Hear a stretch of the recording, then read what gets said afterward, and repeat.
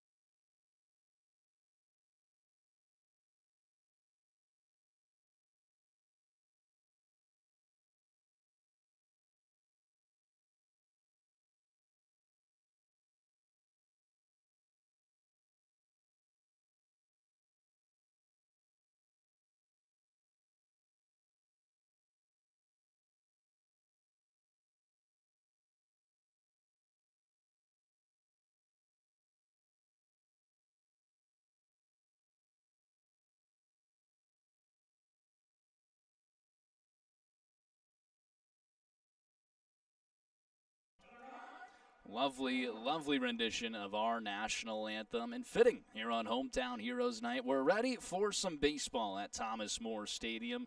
The series opener between the Y'alls and the Wild Things. First time these two have met at Thomas More Stadium in 2026. Florence has been over to EQT Park 6 times already, and it's been very even. 3-3 is the series right now. Florence was 4-8 against Washington last year, so you got to think that should be able to improve on that throughout the rest of the season. You think so? But it's also a Washington team that they get going. Yeah. It's not a given that you're going to take one against them in every series. They've been the best team in the Midwest Conference so far this year.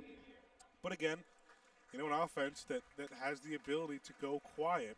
Florence just has to keep that same intensity on the offensive side. It wasn't as, high scoring as we've seen it against Mississippi. A couple things, though. You play 4 innings less in regulation, at least, than a normal series because of the 7-inning doubleheader. You also had a weird travel situation. I didn't expect a ton, to be honest, from the offense in that Friday game. No, it got real bleak at one point. At one point you were going into the final inning of the series, about to get swept by Mississippi, be a game over 500. You still lost the series, but you felt pretty good going even on that 6-game road trip, just giving everything that Florence had to deal with. Obviously, 2 11-hour trips is never easy, especially doing it overnight and playing that same day. You shouldn't have expected much out of the offense on Friday. They didn't come up a little flat to start on that Saturday doubleheader, but were able to find the swing of things at the end of it. You got to hope that 2 extra days off, helped them out a little bit more, and they're able to back up their ace today on the mound. Evan Webster, the southpaw for Florence, enters today with a 6-4 record. The 6 wins is still, top of the Frontier League, but he was not an all-star. 4.85 ERA was not good enough for Webster to get in, and I think that he's going to be playing with a little bit of chip on his shoulder. If Webster had make it, you could pencil him in as the starter instead.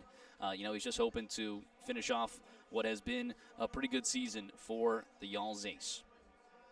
Again, the first 3 due up for the Wild Things: Antonio Monroy, Connor Peak, and Andrew Check here on Hometown Heroes Night, presented by Serve Pro. We are rocking some very nice Stars and Stripes jerseys. We actually have one here in the booth for you guys to see as well. A little close-up version on the booth cam, if we could flash to that. But they are beautiful jerseys. I think, Ben, my favorite jersey, actually. I mean, this is just stunning. It's hard because the Margaritaville ones were so great too, but I think that I would give the edge to these two. Those are great. They're the beautiful. Stars and Stripes on each side. The American flag. I like the Y'alls. I like the Y'alls in Stars and Stripes. They're button up. They are very nice jerseys for us to be donning here today on Hometown Heroes. First pitch is in there for a strike. We are ready to go at 6:54. Sun is shining down on us at Thomas More Stadium. And an 0-1 count to the lefty, Antonio Monroy. 0-2 in there for a strike. Dots up the outer half. 76 miles per hour there with an 1842 spin rate from Webster. Already up 0-2 against Monroy. I mentioned Monroy is one of the guys that we have not seen a lot of. Again, I think with Webster, what you see in the first couple of innings is going to be pretty telling to what kind of start he's going to have. 0-1. Misses a bit downstairs. 1-2 the count to the lefty Monroy. The 4 lefties in the lineup for the Wild Things. 3 of the top 5 will be lefties. 1-2, fouls it away. Monroy hitting .328 with 2 home runs and 23 RBIs entering today. We mentioned that, it might not look on paper like Washington is a talented offense. The long ball certainly leads the way for them. And then just a bunch of, good hitters kind of throughout the lineup. That one misses outside. 2-2 the count. But they certainly can mash with Andrew Check and Anthony Mercado both at 15 home runs. Check already with 58 RBIs. Yeah, that's the crazy number for me. 2-2. Fastball misses low at 90 miles per hour. You have other teams come to town, and it's usually, wow, Hank and Bobo, those 2 guys, both with 40 RBIs. That's a pretty good clip on the season until Check comes to town. Yeah. Now a full count. Started off 0-2. Payoff pitch. Misses inside. Might even have hit him. Either way, it's an express pass over to first as Webster loses the grip on that one. Runner on first and nobody out for Connor Peak. That is going to be a hit-by pitch. Always brought to you by Airport Paint and Body. When life throws a fastball at your ride, visit Airport Paint and Body to fix you up and get you back in the game. Webster this season has been able to control the walks, certainly the best by any starting pitcher for Florence. Only 16 on the season. Monroy dancing around over at first. The first pitch in there for a strike at the bottom of the zone to Connor Peak at 91. Yeah, only 16 on the season, and 7 of those, almost half of them come in those 3 starts that we talked about, were kind of the bugaboo for him. When he's got his best starts, it is never more than 2 walks. 0-1. Ground ball left side. Baker gloves it. Tossed to second. One relay on to first is in time. 6-4-3 double play. Just what the doctor ordered. Well, speaking to Harrison DeNicola before the game, couple double plays, couple home runs. Should feel good about this ball game. There's one right there. Yeah, you should. And Webster is also somebody who, when he gives up contact, it's not like we've seen with different guys, like Zach Westcott, for example, this year, and even Villalobos at point.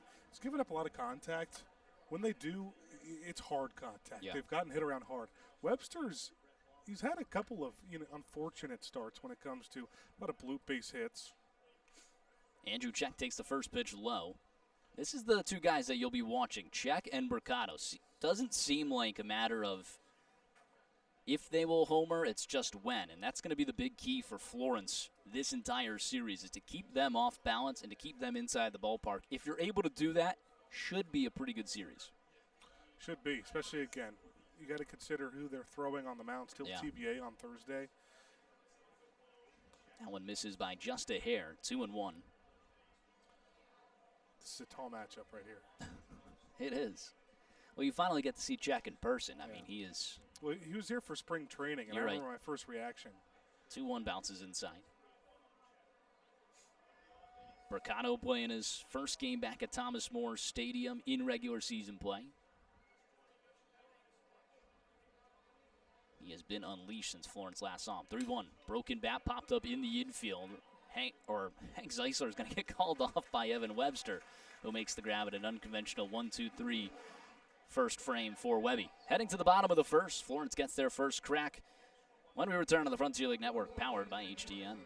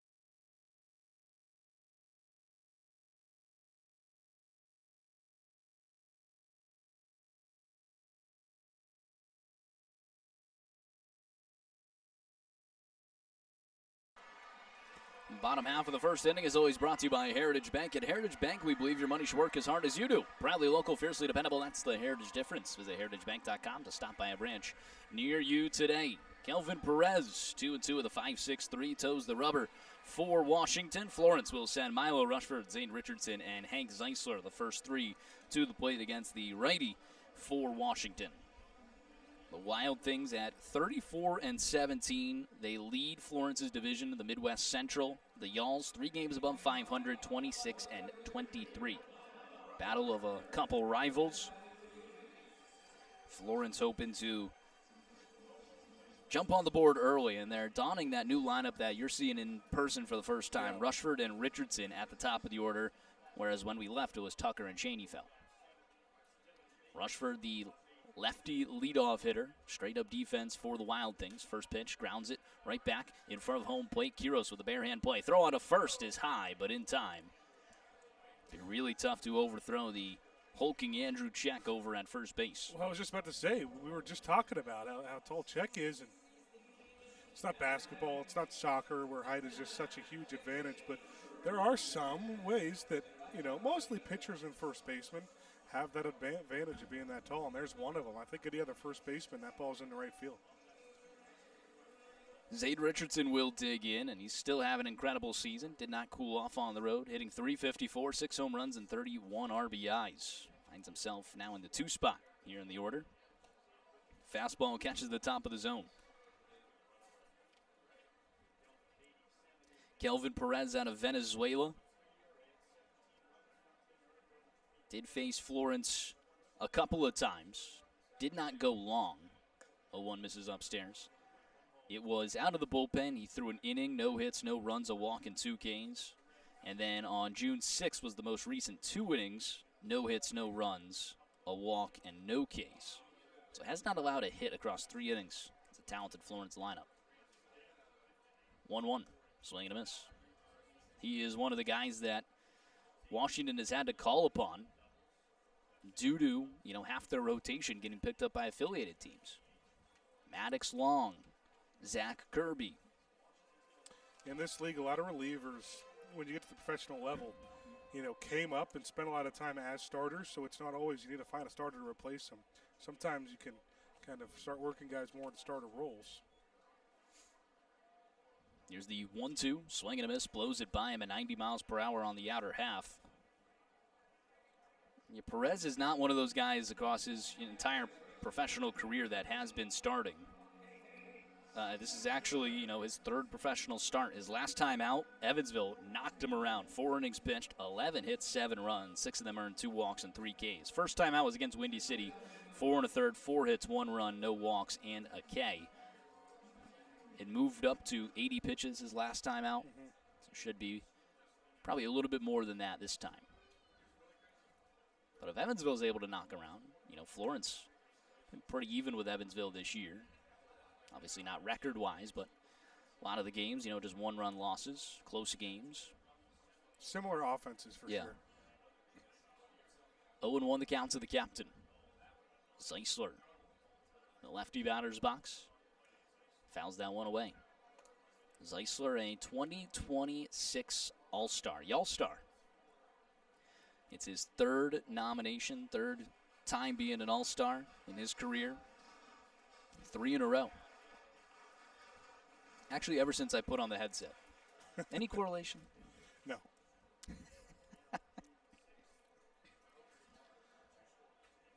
Certainly deserving so, a .361 average, leading the team. Yeah, I don't think there was any surprise with that decision. Yeah. 7 home runs, 47 RBIs. Here's the 0-2. Off speed, called strike 3. Put him down on 3 pitches. And a 1-2-3 frame for Perez. He picks up 2 Ks. We're scoreless through 1. Heading to the top of the 2nd when we return on the Frontier League Network, powered by HTN.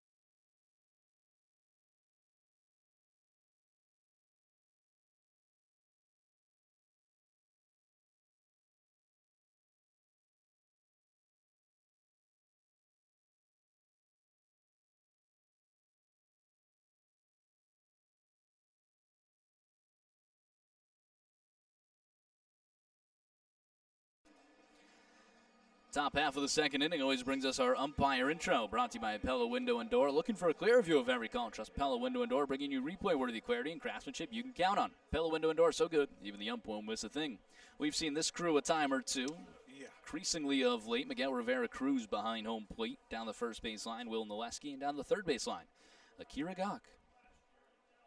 Anthony Mercado will lead things off against his former team. First time back at Thomas More Stadium in regular season play. Brett Blomquist trying to find that one in the sky. In comes the right fielder Brendan Bobo, who makes the grab. Blomquist could not see that immediately, and Bobo was able to grab it. It would have been a tough play for Blomquist anyway. That wasn't shallow right. One pitch, one away, a fly out to right field. That'll bring up Jeff LaCorey, the lefty. It's a good job by Bobo charging anyway. I mean, you never know what's going to happen. Even if that ball is on the infield, Bobo's got a chance to make that play if he knows Blomquist loses it. I never got to ask Jackson Tucker, but he had an interesting little, it seemed like a deke at one point. He was acting as if in center field he could not see it, even though he was right on top of it. Trying to maybe just fool the base runners on base. I didn't know if he did it on purpose or he actually couldn't find it and just, coincidentally was on top of it. First pitch misses outside at 91. Sideways windup, the 1-0 to LaCorey. It's in there for a strike. LaCorey, this guy that's been getting going at the plate for Washington. 325 average, 8 home runs, 37 RBIs. Certainly a lot of pop between Check, Mercado, and LaCorey in the 3-4-5 slots. 1-1, off speed. Whew, misses at the top of the zone, completely in there on TrackMan.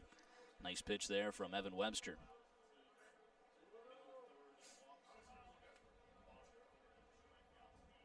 It is an interesting thing when you have the same umpire crews over and over. You know that's never going to go well. That one misses outside. Even if you like all of them, it never goes good. You know there's always some grievances.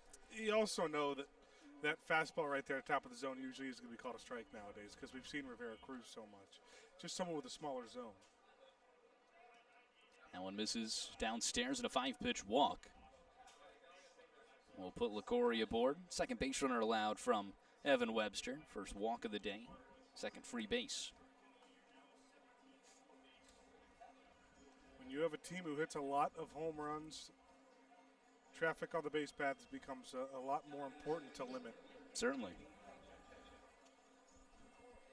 Caleb Ketchup will dig in. The center fielder was leading off for them a few weeks back. 276 average, 7 home runs, 35 RBIs. First pitch is in there for a strike.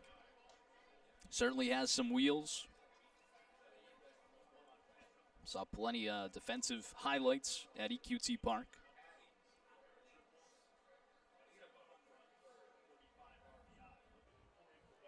From the stretch, the 0-1 misses inside. I'll tell you what, it'll be fun, a week from today when you don't got to worry about Check or Mercado hurting the Midwest Conference because they'll be on your team. Yeah. Are we allowed to, root for the Midwest Conference, or I don't even know? Secretly, I think so. Yeah. There's the 1-1. In there for a strike on the outer half, 1-2. As long as nobody tells on us. Yeah. I don't know if, throwing out T-shirts after every run. Do we have to do it after every run for both teams? Every home run on the home run derby. Every home run. The 1-2. Misses inside. 2-2 the count. Webster's problem the last time he was out on the mound was keeping the ball in play. It was a home run, 3 home run game against Webster, the most he's allowed all season. Comes back here to Thomas More Stadium. Obviously a hitter-friendly ballpark as there's a liner through the left side of the infield. First and second, 1 away. It's the first hit of the day from any player. Belongs to Caleb Ketchup. But that was 3 home runs at Ozinga Field, a place where the ball usually does not fly. I'm sure he wants to keep that under control this time around. Windy City's got a good offense, though. They're still sitting atop that first place in the West Division, and by a few games at this point, too. It's a division that's struggling. Yeah, it's 3.5 game lead. And that's a good one to calculate. First pitch in there for a strike because Florence and Windy City have the exact same record. So you can tell how many games Florence is ahead of that playoff spot. They have a 3.5 game lead there. That's what I was saying before. It's, 3 games above 500 seems to be where you have to be to make the playoffs right now. That only changes if the Gateways, the Schaumburgs, they turn it around and can start, moving themselves above 500. Currently, Gateway 4 games below, and Schaumburg 6 games below. The thing you worry about is, all right, let's just say, for example, that the records about hold and the places in the Central Division where Washington wins at Evansville second, Florence is third. It's the fact that you have to deal with 2 of Windy City, Schaumburg, or Gateway. The fact that there's 3 of those teams and you only need 2 of them to have good back halves of the season to be knocked out. You will be facing Schaumburg and Windy City the final week of the season. Yeah, it's gonna be a fun week. That's one where you go to Chicago, come back to face another Chicago team. Just doesn't make any sense. Yeah. 1-2. That one's skied out towards shallow center field. Schoenfeld is racing in. Baker, the shortstop, will call him off for out number 2. Brings up Isaiah Skiros. I already think you could see how much Washington loves to hit home runs. Just by, that's 3 pitches that they've had big swings and just gotten under already in the first 5 outs of this game. Still no strikeouts yet for Webster. Did not have many strikeouts his last time out either. Just 2, which was part of his lowest of the season among games that he completed. 5 2/3 with just 1 K of shutout baseball. I mean, he was rolling against Washington, but that game did end due to rain.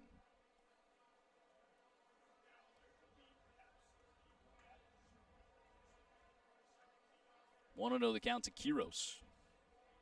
Misses outside 2-0. Quiros is the guy that, if you circle one spot in the order that you really don't want him to beat you, it'd be Quiros. He's the only one below 200 at $145. For Washington, his defense behind the plate is what is carrying him into the starting rotation each and every day. They'll take whatever they can get on the offensive side of things.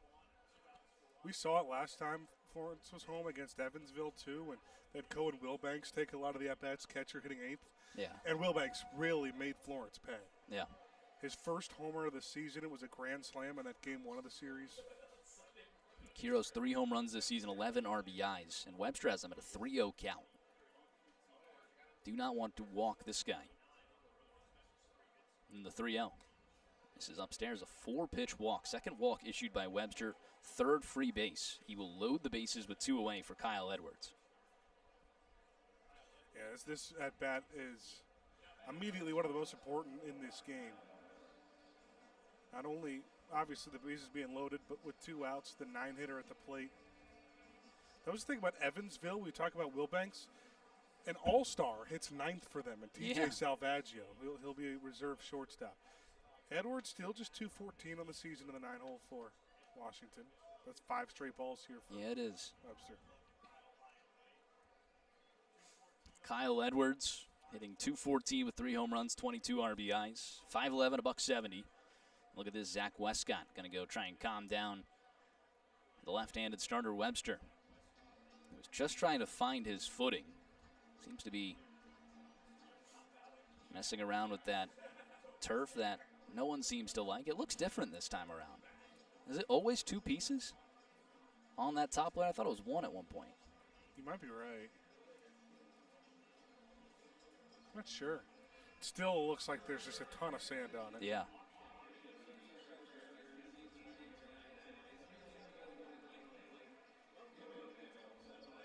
It is a packed house here for Hometown Heroes Night.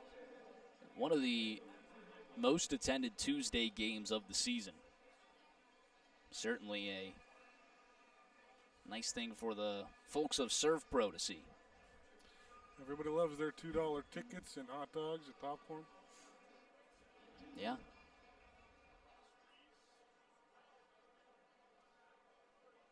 Currently at Thomas More Stadium, we ran a flash sale online. 1-0 misses upstairs. That's 6 balls in a row. Webster's going to ask for a new ball. He cannot find his footing on that mound right now. Keeps looking down at it. 2-0 the count. But $2.50 tickets right now at Thomas More Stadium for the All-Star game next week. 2-0 in there for a strike. 2-1. Pretty good deal. How about the Midwest West Division? Everybody's on a losing streak. Now, of course, one of them are only 1 games. That one skied high out towards right field. Shallow right. Bobo can't find it. He overruns it. Shaneyfelt covering all the way in right field. This sun is causing havoc, but Florence is able to limit the damage. Webster strands the bases loaded, heading into the bottom of the second when we return to the Frontier League Network, powered by HTN.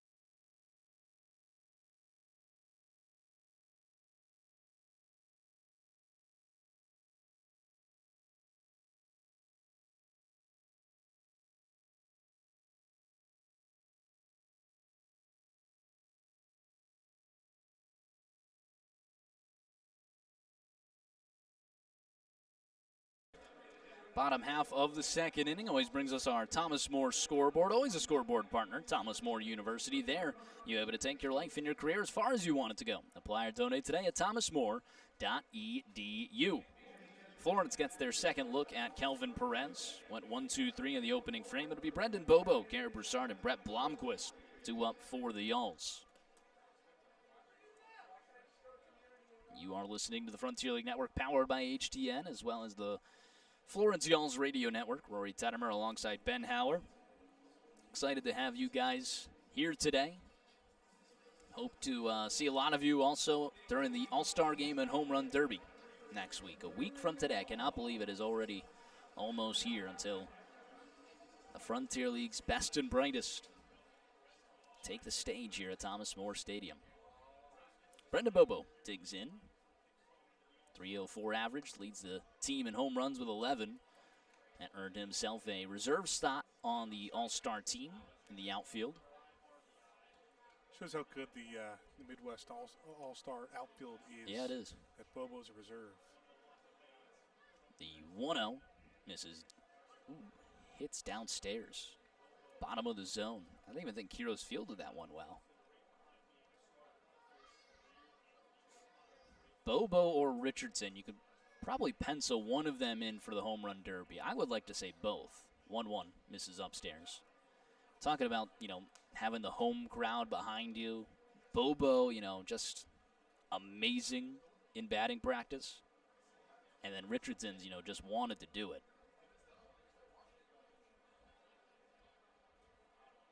2-1. Skies it foul. But you could also say, Mercado and Check. Yeah, those are the 2 leaders in home runs in the Midwest Conference. Yeah. It's going to be hard to just choose one if they do go with the only one per team. Certainly. Perez winds the 2-2, fouls it away.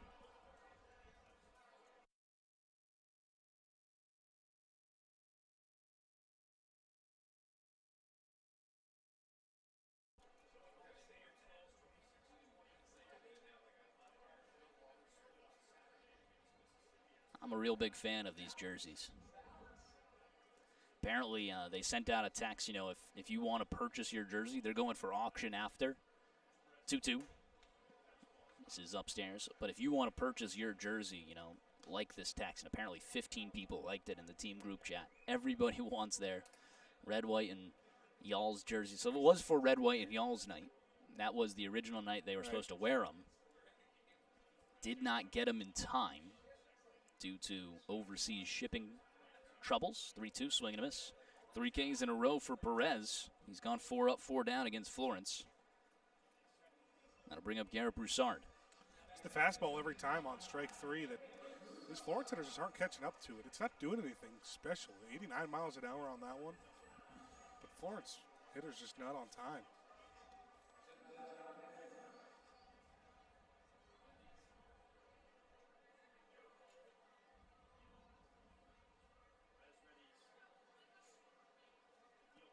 Perez working first base side of the rubber. Wind up to Broussard. Two hopper over towards the third baseman. Fowler. Throw on to first is in time. 5 up, 5 down for Perez. Still has not allowed a hit to Florence this season.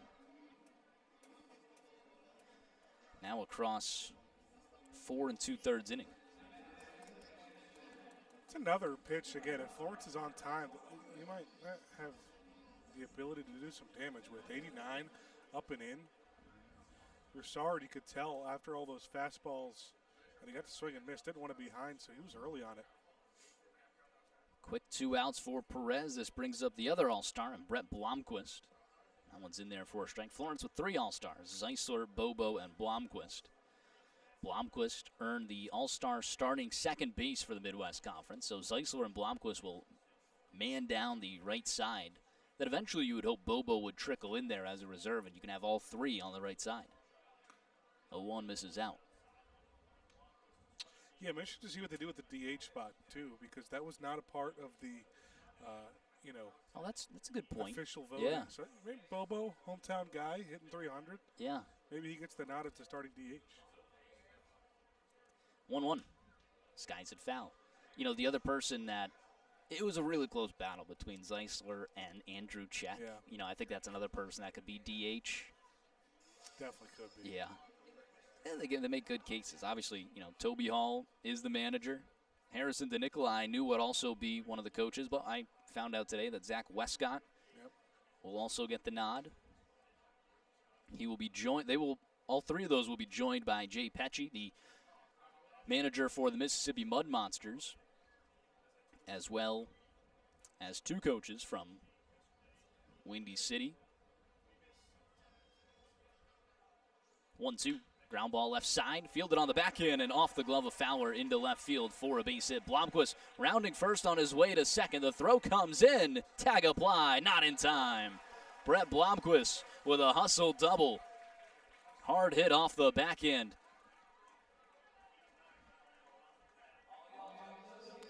Really nice job there from Blomquist. Yeah, hard contact, got a pitch inside and just turned on it. That one's definitely going to be a base hit. Tough play for Fowler to make over at third base. It'll bring up Tower. Schoenfeld with the runner in scoring position. Those doubles always brought to you by Taco Mama. Anytime is a good time for a margarita. Visit their new location, Union off of US Route 42. I like the hustle a lot, too, from Blomquist. Why not? 2 outs in the inning. Try to get yourself in scoring position. Guy that has just rocketed into this Florence lineup in his rookie season. That one misses upstairs. With him getting the All-Star starting nod, you notice that, obviously, this is voted on by league members, league officials. People are noticing the type of season that Blomquist is having. And maybe that can lead to some, Rookie of the Year votes at the end of the season if he's able to keep it up. 1-0. Misses inside. When almost everyone who's voting is a part of a team, what happens is the guys who are voted on tend to be guys who did damage against your team when you're the one voting. So some teams remembering what Blomquist has done to him. He's got 2 grand slams already on the year. Are you saying that Dylan Baker might have got a lot from Gateway? Ground ball up the middle, fielded by the shortstop. Throw on to first is in time. 6-3 put away. And Florence strands the runner in scoring position. Scoreless after 2. It's heading to the top of the third. Time for Tettemer Trivia when we return on the Frontier League Network, powered by HTN.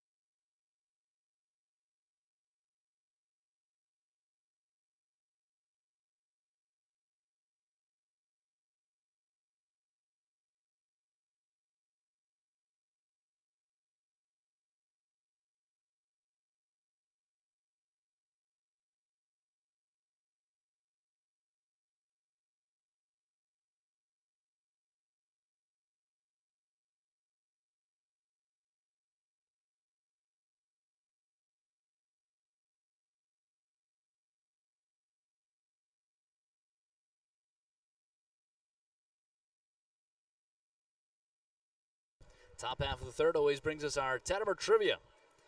Presented by the Roar Agency, located in all 50 states across the nation. Feel the Roar difference with Roar Insurance. Visit us today at roarins.com. Scoreless between the Yalls and the Wild. Things back up to the top of the order for Washington. Antonio Monroy will lead things off. He was hit by a pitch his last time up. Slider misses away from Webster. Monroy, Peak, and check. Scoreless ball game. Just a hit for both ball clubs. 2 innings through. Slider misses downstairs. Or off speed downstairs at 75.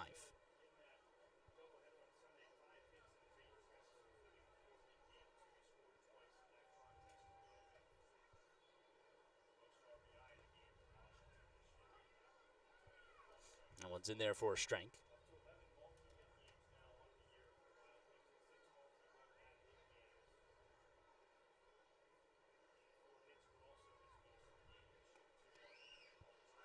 Another off speed in there for a strike. 2-2. Ben, are you excited for Tettemer Trivia? It's been a week. It's been a week. Over a week. Did you see any on the road? None. I did not, no. 2-2 the count. Swing and a miss on the outer half. Nice fastball there, dotted up outside from Webster. His first K of the day. Starts off the third with 1 out. That'll bring up Connor Peak. Let's get to our question of the day then, Ben. Oh, that is a very good question from Chicago Shep. Matt Shepardson. Who led Major League Baseball in walks in 2010 is the question. It is the hitter. That is what we're looking for, not the pitcher. That's something I should have clarified. Is there any backstory to this one, or is it just a... Yeah, there is backstory. So Zach Drury, was saying, we got anything from 2010s this time around? I said, Zach, why don't you pick a year, and I'll find something in that year that is of, interest.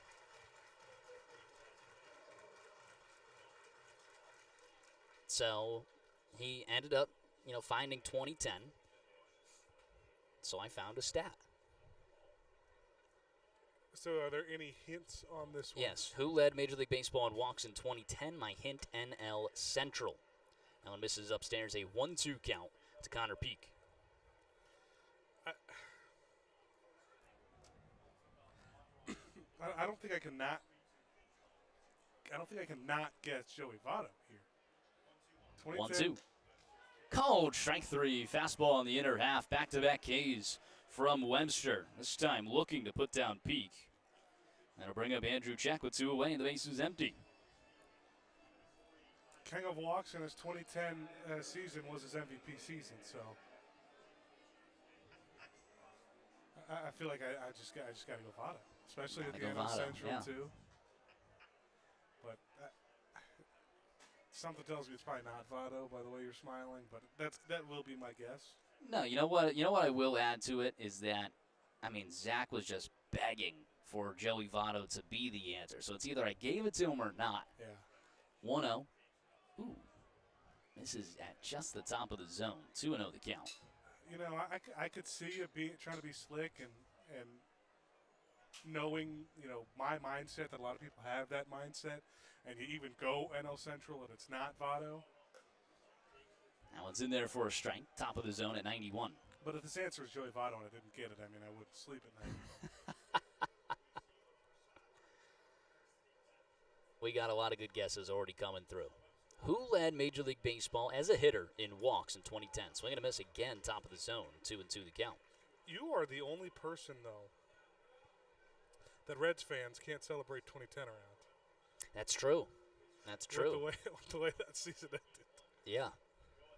Well, that's the best player of your history, Joey Votto, and he's not the best player of the Reds' history. Of your history. Like you, okay. as a modern fan. I see what you're saying. From 2000s on. 2-2. Called strike 3. Evan Webster, in fashion, strikes out the side. In order, top of the order for Washington. Nice inning there from Webster. We head to the bottom of the third. Get your guesses in on Tettemer Trivia when we return to the Frontier League Network, powered by HDN.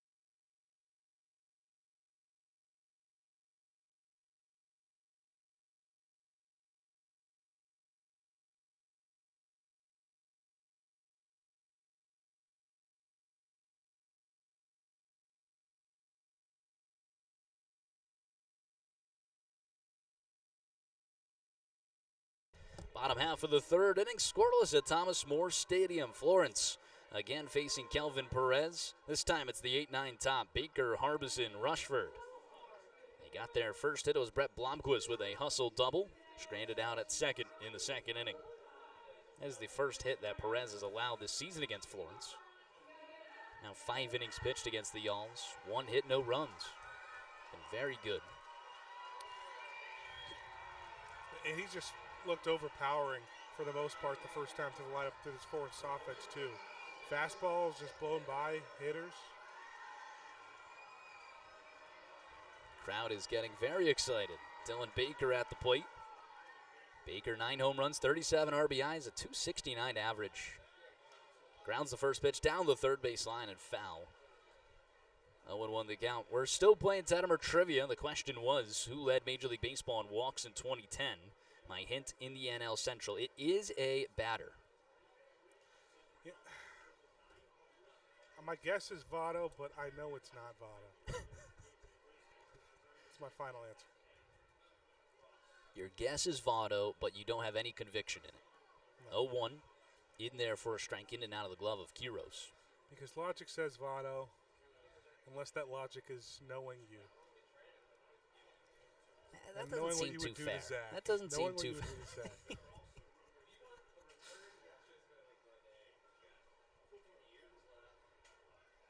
I honestly almost should have put Zach Jury into the question for Tettemer trivia, but no one else would know who he is. That one misses outside. 1 and 2. I would have had to said Zach Jury, Stadium Operations Manager of the Florence Yalls, and then I might have ran out of characters. Yeah, you got to buy the premium for that. Yeah.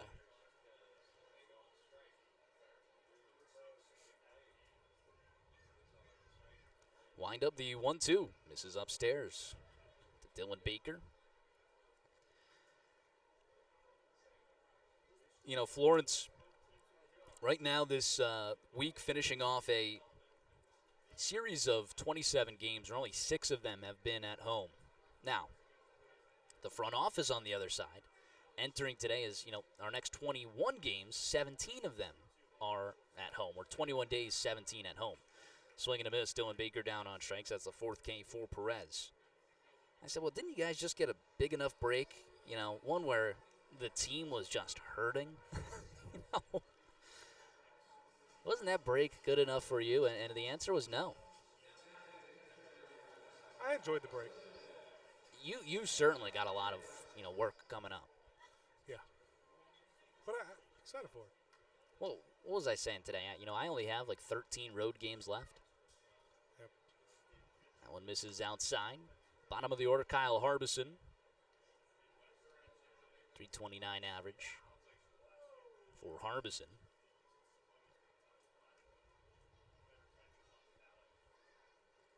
Winds the 1-0 in there for a strike. 1-1 the count. So with 1 away, let's get to some of our guesses here. You guessed Joey Votto, and you would be a lot like everybody else. Preston Baker has not guessed on any Tettemer trivia this year, and he chimed in for Joey Votto. Rich Tettemer said Albert Pujols. Florence Yalls analytics team sent a GIF of Joey Votto. Have not got the answer from Shep, who was, nice enough to give us that note if it was pitcher or batter. Jacob Brown said Joey Votto. He said Joey Votto easy. Cam Beatty said Adam Dunn. Andre Padavani said Prince Fielder. Ludavoyo said Ryan Braun. Carter Cousins said Prince Fielder, then said maybe Votto. Votto is a good guess. I think he settled on Fielder. Ground ball over towards the second baseman. Gloves it. Throw on to first is in time. 4-3 on the put away. Let's see if we got anyone on the radio side. No. No guesses on the radio stream. And how about this? Nothing from Zach Jury. He must be caught in something. Driving the train around today? Yeah. And honestly, it doesn't feel right to give the answer without getting anything from Jury. But here we are. Bottom of the third with 2 outs. That's when I got to give the answer. So a lot for Joey Votto, 2 for Albert Pujols, 2 for Prince Fielder. But there can only be one winner. And we do have a winner in the chat. do have multiple winners in the chat. I have the top 10 from 2010. 0-1 the count to Rushford, grounded. Back to home plate his last time up. 0-1 up the middle, that's through for a base hit. Milo Rushford with a 2-out single. Brings up Zaid Richardson. Miguel Cabrera with 89. Ranked 10th. Jason Hayward with 91 at 8. Ben Zobrist with 92 at 7. That's when he was with the Tampa Bay Rays. Mark Teixeira and Adrian Gonzalez had 93. Jose Batista had 100 at 4th. Albert Pujols, 103 at 3rd.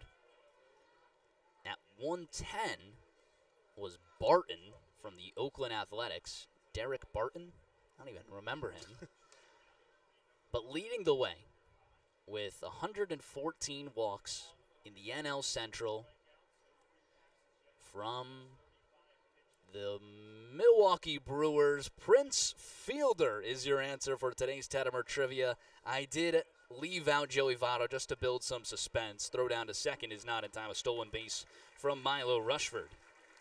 Joey Votto ranked 8th with 91. Now, obviously, his MVP season, he led in pretty much every other category.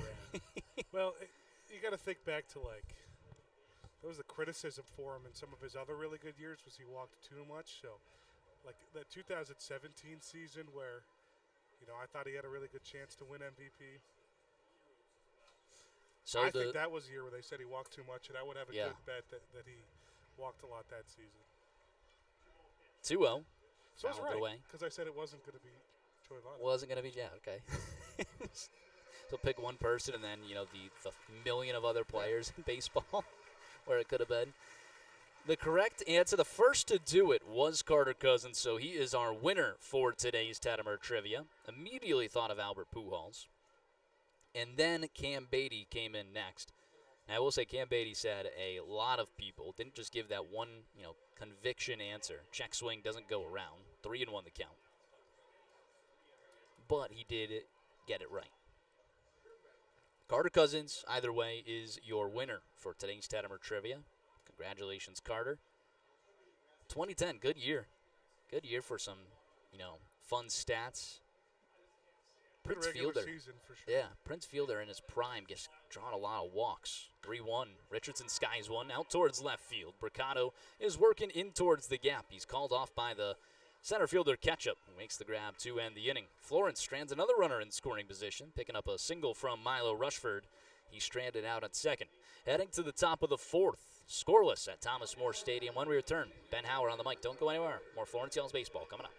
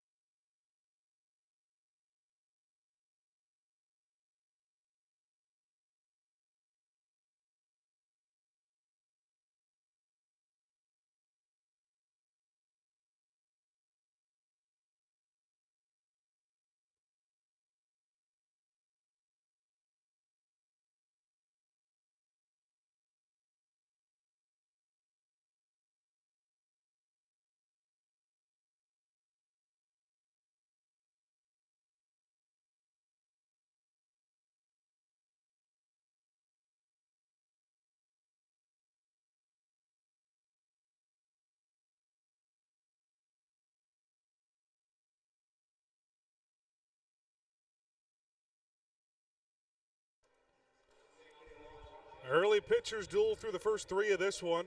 Game number 1 of a 3-game set between Washington and Florence here at Thomas More Stadium. Evan Webster, the Florence ace, back out to the mound for the top of the 4th. He'll face the middle third of the Washington lineup. Second time through, Anthony Mercado, Jeff LaCorey, Caleb Ketchup. Mercado in his second at-bat back to Florence. Watches one go by inside and takes one low for a 2-0 count. Year number 7 in the Frontier League for Mercado. Spent time with Southern Illinois, his first team in the Frontier League, no longer an organization before coming to Florence. Hard grounder just off the glove of Baker and squirts into left field.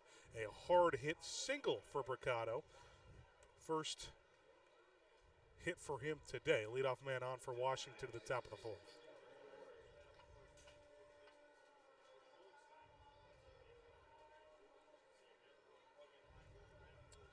Now LaCorey, who's one of a couple walk victims against Webster today.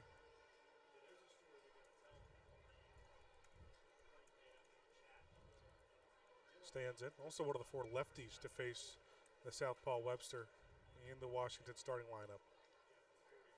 Breaking pitch outside. Typically see Benjamin Rosengard a decent amount in this lineup for Washington. He does not get the start against the lefty for that lefty-on-lefty matchup.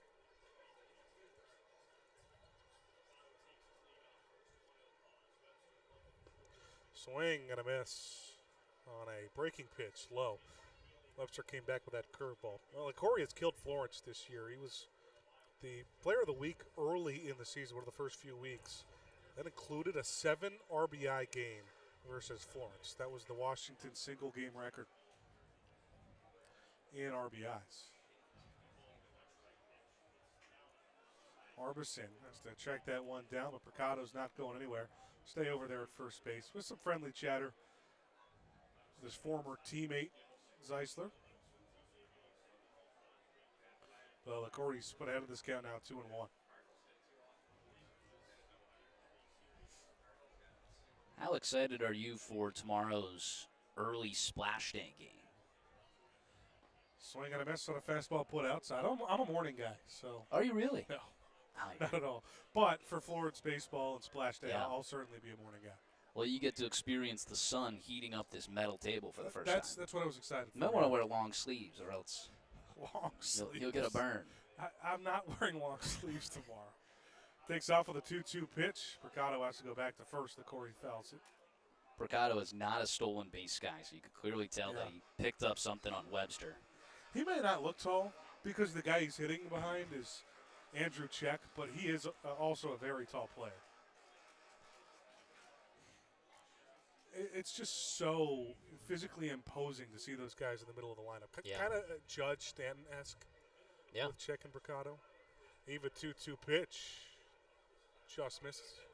You know, back when I was in Boston and at Emerson College, the Emerson campus is downtown Boston on the Boston Common, and it's right next to the Ritz-Carlton, which is where all the opposing teams will stay at.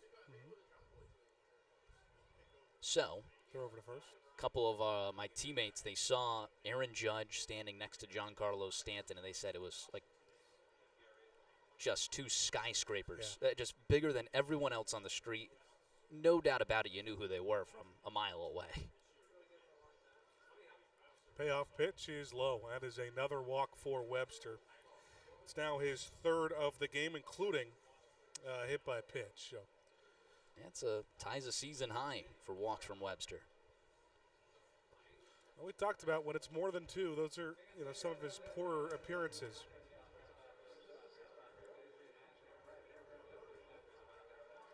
Still just the 1 hit allowed, though. Comes to the 2nd time through the order. Struck out the first 3 in a very good top third of the lineup here in Washington. But then that inning break, it started with a single and a walk. That's 2 hits, rather, with this inning now. Swing and a miss. I'm not sure if Ketchup showed bunt at the very beginning of that at-bat, but Hank Zeisler, the first baseman, came crashing in. Broussard is playing really shallow at third base, too, almost on the infield grass. But Ketchup's down 0-1. Fastball upstairs. Gets a 15th round draft pick in the MLB draft to the Los Angeles Angels. Spent a little bit of time in the Angels organization.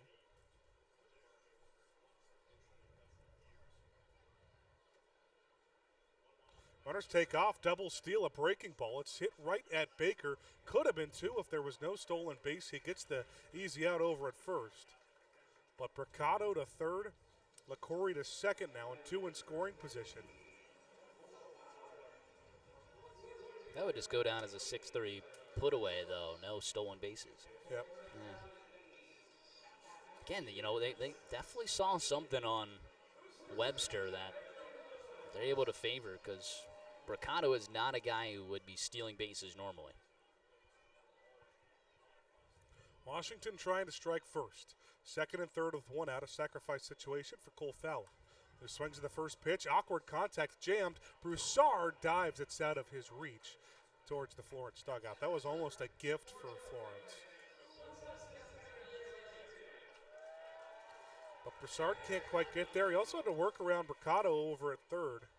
Might have, played into a reason that he couldn't quite catch up to it. No better time for a strikeout, though, because it's also beer batter of the game. Not only a sacrifice situation, but the beer batter. Always brought to you by Party Source. Almost goes to the backstop, but Harbison keeps it in front. Party Source is your one-stop destination for all things celebration. Visit them today at 95 Riviera Drive, Bellevue, Kentucky. Webster with 3 strikeouts today. Soft grounded to the first base side. It's slow. Zeisler comes home, throws there, and he did not get the tag down.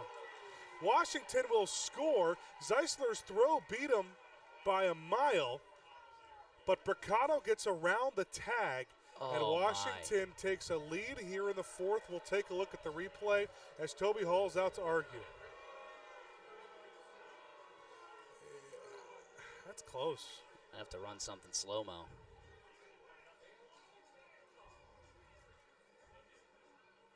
That view is blocked. The best one is home plate.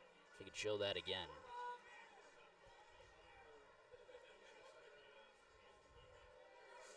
That's Miguel Rivera Cruz behind home plate. Yeah. You do yourself no favors. I've been over this on the broadcast. Ball beats him there, tag beats him there. All you're doing is it's going to hurt yourself by going against the opposition.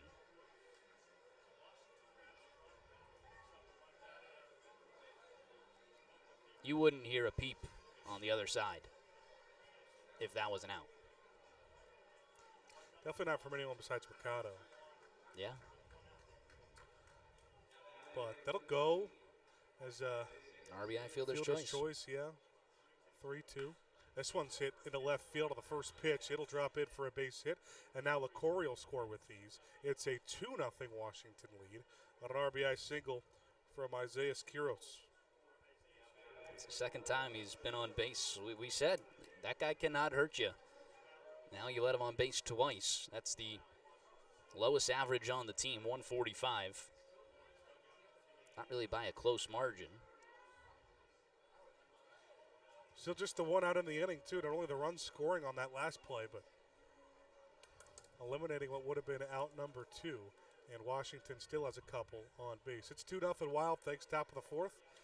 Bottom of the lineup, 9-hitter Kyle Edwards is 0 for 1 today with a fly out to center.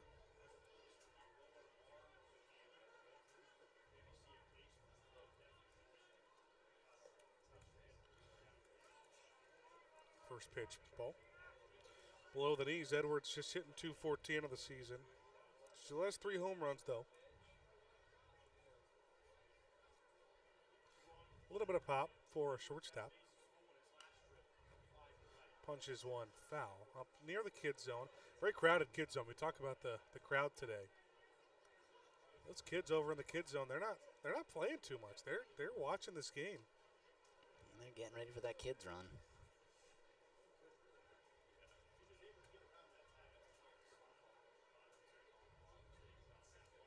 Webster comes home with a 1-1, finds that inside pocket. Edwards doesn't like the call, but 1-2. On deck comes the top of the lineup, who struck out 3 times in a row. Monroy, Peak, and Check. after Webster struck out the side in the top of the third inning. He's run into some trouble here in the fourth. Long look at second, now comes home, and this one's punched out to right field. Brendan Bobo, slow step, he can't get there. It's over his head, one hops the wall, it scores a run. Waiting to see if it got caught. Quiros holds up, cannot score, he gets to third. And that was hit so hard off the wall, it's just a single for Kyle Edwards. But Washington gets yet another here in the fourth, 3-0. Yeah, I wanted to say that, Bobo might have deked anyone out, but Quiros was already rounded before that ball touched the ground. I just don't think that he was able to score all the way from first, which few can. I think it's pretty telling that Edwards only got to first on Yeah. that. So you're basically looking at scoring on a single. Out comes Toby Hall to have a chat with Evan Webster. So we've seen two mound meetings with Webster in this game from two different coaches, one the manager, Toby Hall, and then one pitching coordinator, Zach Westcott.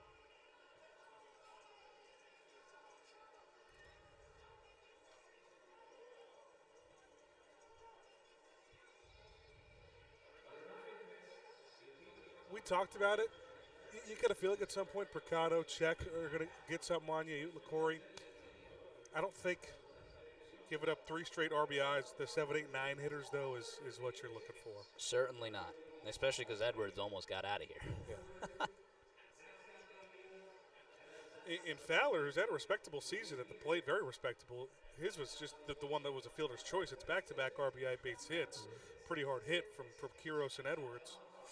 Florence has had their head handed to them in each of the Game 1 starts to the series. They lost 12-3 back on May 19th and then 10-0 on June 5th. Obviously, in the first series, they came back to win the next two. Second time around, they won Game 2 and were 4-1 and 7-6 wins. Then they dropped Game 3, 8-4 on June 7th. So, losing the first game of the series, not new for the Y'alls against Washington. Obviously, a lot of game to play. Toby Hall used that mound meeting to give a little bit of lip to Miguel Rivera-Cruz as he was walking back. And he got that, couple of hand motions. Hey, this is your final warning. That's enough out of you. Webster finds the zone on the first pitch here to Antonio Monroy. He's got the strikeout of the hit by pitch. They're on the corners here with just one out. 3 across already in the inning for Washington. 3-0 lead. Fastball misses. This is Monroy's first season playing professional baseball in a while in the United States. He spent 4 years in the Mexican League with La Quinta Roo. Swing and a miss. Webster put a fastball high. Pretty good looking pitch for Monroy, but can't catch up. Gets ahead of the count now, 1-2. And those 3 poor performances for Webster that are really hurting his ERA. It's a combined 27 base hits in those 3 innings. Washington's pieced together 4 so far in the first 3 and the third. Should check that. That's 5. 3 in this inning. No, it is 4. There was only 1 before this inning. So really, the second time through.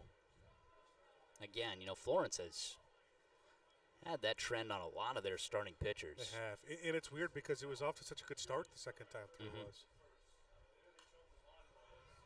1-2. Monroy goes after it. Hits it up high, foul into the seats. 2 days off. You've had a lot of rest for your bullpen. Basically everyone should be available today. Yeah. Even with the doubleheader on Saturday.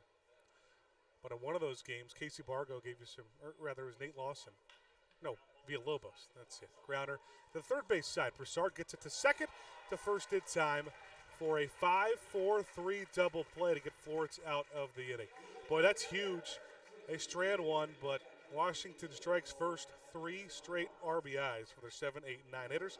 3-0 Wild Things. Go to the bottom of the fourth on the Frontier League Network, powered by HTM.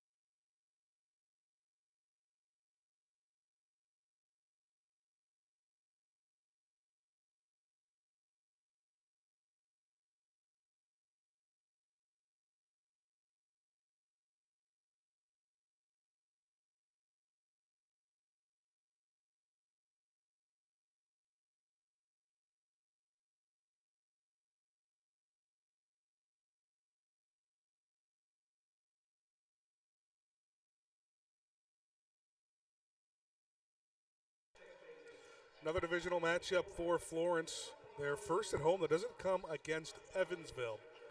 The issues with their record have largely come against divisional opponents. Florence has been pretty good against the West Division.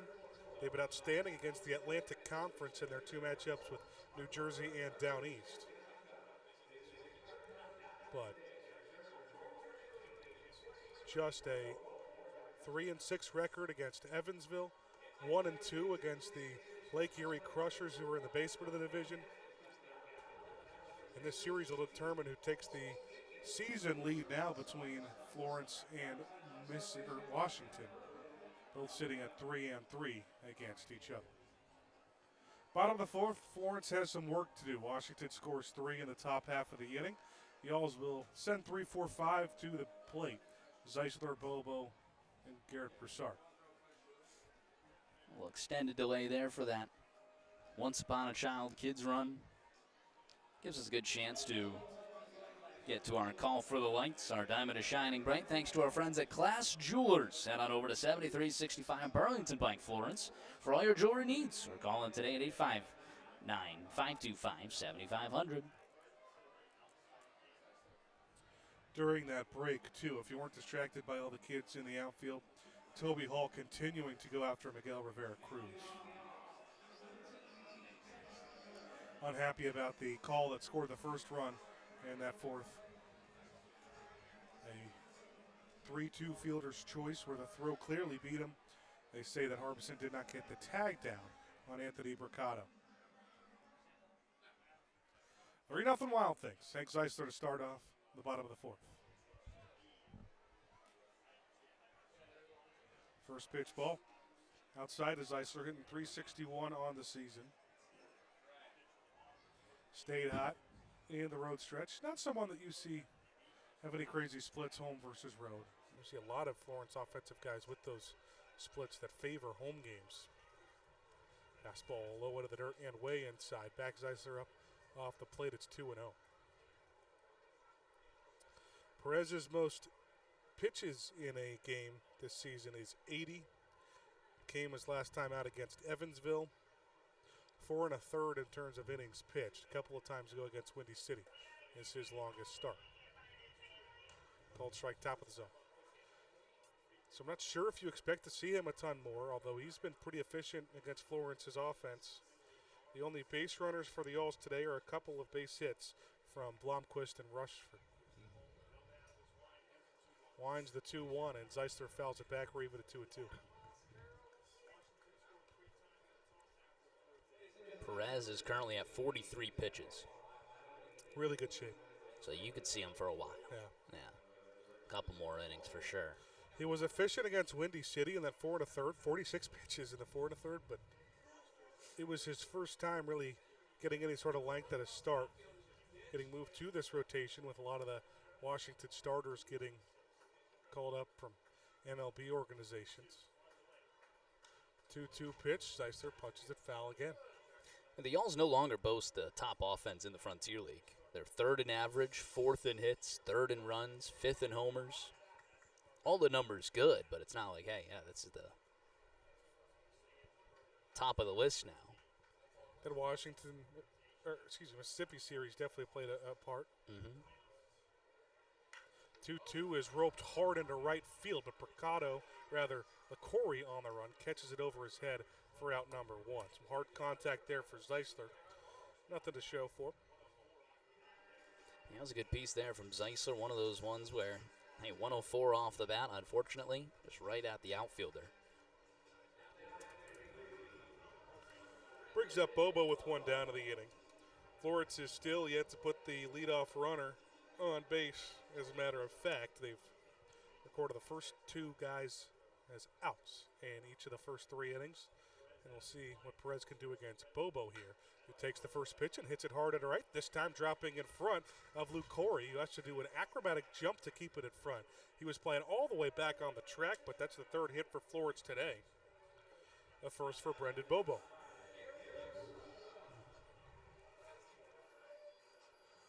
First time the Alts have had someone on with less than 2 outs.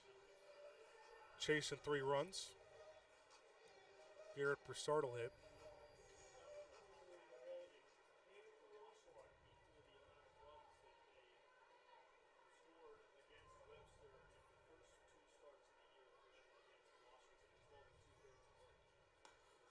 First pitch strike right down Broadway. Superstar, who grounded out to third his first time up. Y'all just need to piece, some of the hits together. It's 2 for 4 day last time out for Broussard at game 2 of that doubleheader and a win against Mississippi, where Florence only had 7 base hits as a team. Skied high right field and a long run for LaCorey towards foul territory. He's got it right on the line. Will pump fake a throw as Bobo takes a few steps off first.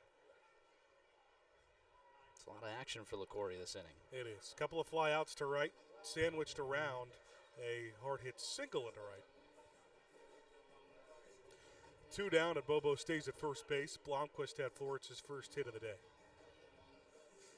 Yeah, Florence needs their all-star to come through here. He's been pretty good in runners on base situations. 31 RBIs in the year. Sample size is getting up there. Definitely a qualified hitter, but still not as much and not as many at-bats as guys like Hank Zeisler, Brendan Bobo. Jackson Tucker is way up there in plate appearances for Florence. First pitch comes in there for a strike.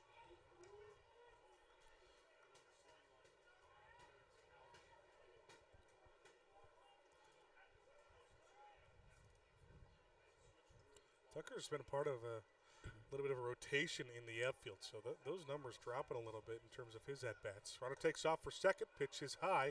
Good jump for Bobo, no chance on the throw. Stole it back for the Florence All-Star. Yeah, the high pitch almost worked into the favor of Quiros behind home plate, but pushed it a little too far up the line. Bobo was able to get in there. First time since the second inning, Florence had somewhat at scoring position. With 2 down, Blomquist just needs a single, most likely, to bring him home. 1 ball, 1 strike. Changeup catches the top of the zone. 2181 on that spin rate there. 82 miles per hour. It's a beautiful pitch. Perez started this game off fastball with the first few batters, like a lot of guys do, so they could change up what hitters are seeing the second time around. Count runs even here on Blomquist. Got that wide home camera back working. It's always good to see. Shows how beautiful Thomas More Stadium is. Yeah, it's a good look. It's a great look. Deuces are wild. 2-2 count, 2 outs. Blomquist guys one to center. This sends catch up to the track. He's still going. He'll leap, and he can't get there. Brett Blomquist gets Florence within 1. A Blomquist blast. His 10th of the season, second on this Florence team, and that's how he responds to his all-star selection. 3-2 Washington. Tip of the cap, Brett, his second extra base hit of the day. That one's 100 off the bat, 404 on the distance. Always brought to you by Sports of All Sorts, our favorite sports facility in northern Kentucky. Florence just has a way of giving up some crooked numbers early in games, and you're feeling like it's going to be an uphill battle, and then immediately responding to make it a ball game. And it is a long game whenever Florence is on the field. It's 3-2 here in the bottom of the 4th. Tyler Schoenfeld comes up with a clean slate. Still 2 outs in the inning. First pitch was a strike to him. A little bit of a wall scraper, too, even 404 feet. Yeah. That wall out in center field is 395, but you had to watch that one all the way. I mean, he chose the deepest part of the ballpark to hit it to. Obviously, anywhere else, that's a no-doubter. Really good piece there from Blomquist. Like you said, you needed that all-star to come through, and Blomquist delivers. The all-star brings in the all-star. There you go. Bunt laid down by Schoenfeld, already halfway to first base. A tough throw from Perez, but he got it. Nice play by the Washington pitcher to get himself out of the 4th inning, but not before Florence gets back into this ball game. 2 runs on 2 hits, thanks to Brett Blomquist. It's 3-2. Go to the 5th on the Frontier League Network, powered by HTN.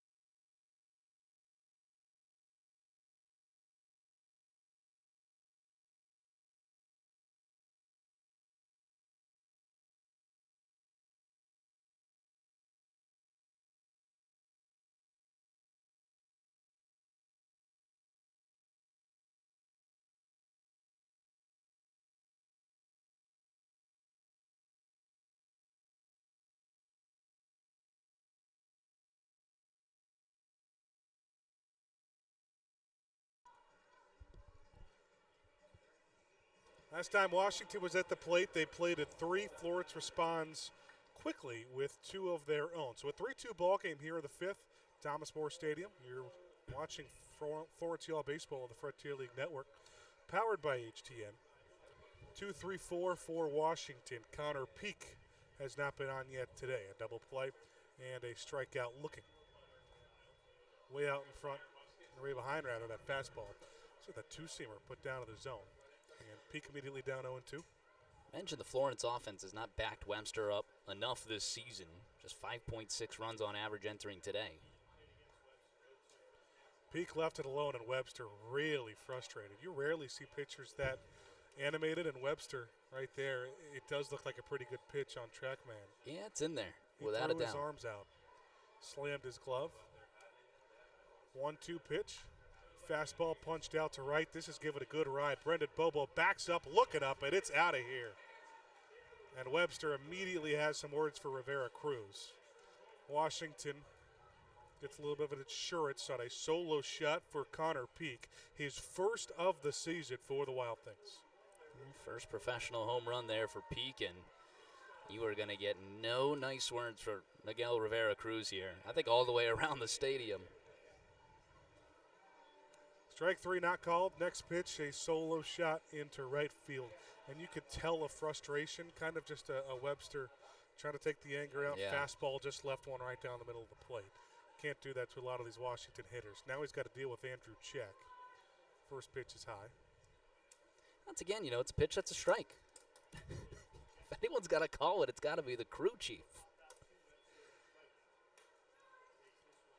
And one of the ones where it's like a no doubt about it, hey, every bit of it's in the zone. Yeah. That was not really that close. No, it's not one like, hey, they're just touching.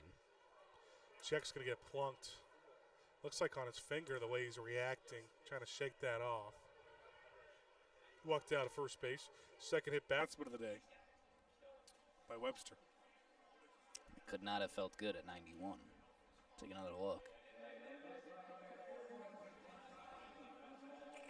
I don't even know if that touched him. That's either It hit the glove of Kyle Harbison. That's what I know. might be a really good acting job by Check. And now he's saying it's on the elbow when he was wearing a pad. I'm not sure. If it doesn't hit right off you, it couldn't hurt that much. If it's just grazing. I stopped playing baseball in about 5th grade, so throwing 65 mile an hour is I about the know. hardest I got hit with. No, I broke my elbow getting hit by, square on the elbow. It fractured it, but, that did not, that pitch that broke my elbow did not go to the catcher. Yeah. Check will stay in the game. Still nobody out here in the 5th. Already a solo home run, and now the hit by pitch. Anthony Brocato will hit after he singled to start off the 4th inning. 4-2 Washington's lead in the top of the 5th.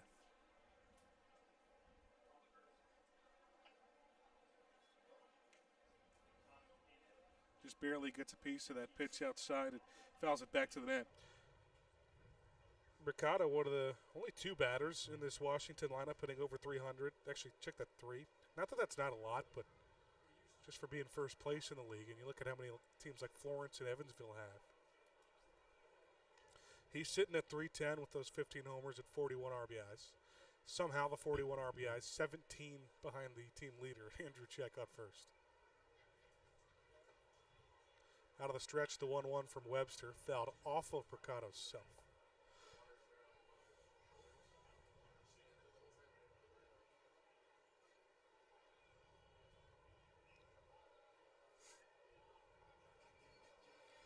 Webster just kicked the ball back to the dugout after the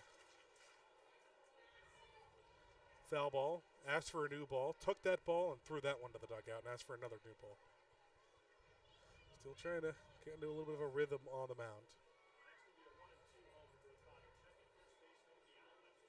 1-2 breaking pitch, swing and a miss. Mercado chases upstairs and Webster with a beautiful changeup gets his 4th strikeout of the game. All 4 have been to the top 4 in the lineup for Washington, 1 to each. First out here in the 5th. Corey's done some damage against Florence this year. 0 for 0 today. Couple of walks. He's the one who got a lot of action to start the bottom of the 4th off in right field. Couple of flyouts in that single. Way early on the first pitch. Foul ball into the Washington dugout.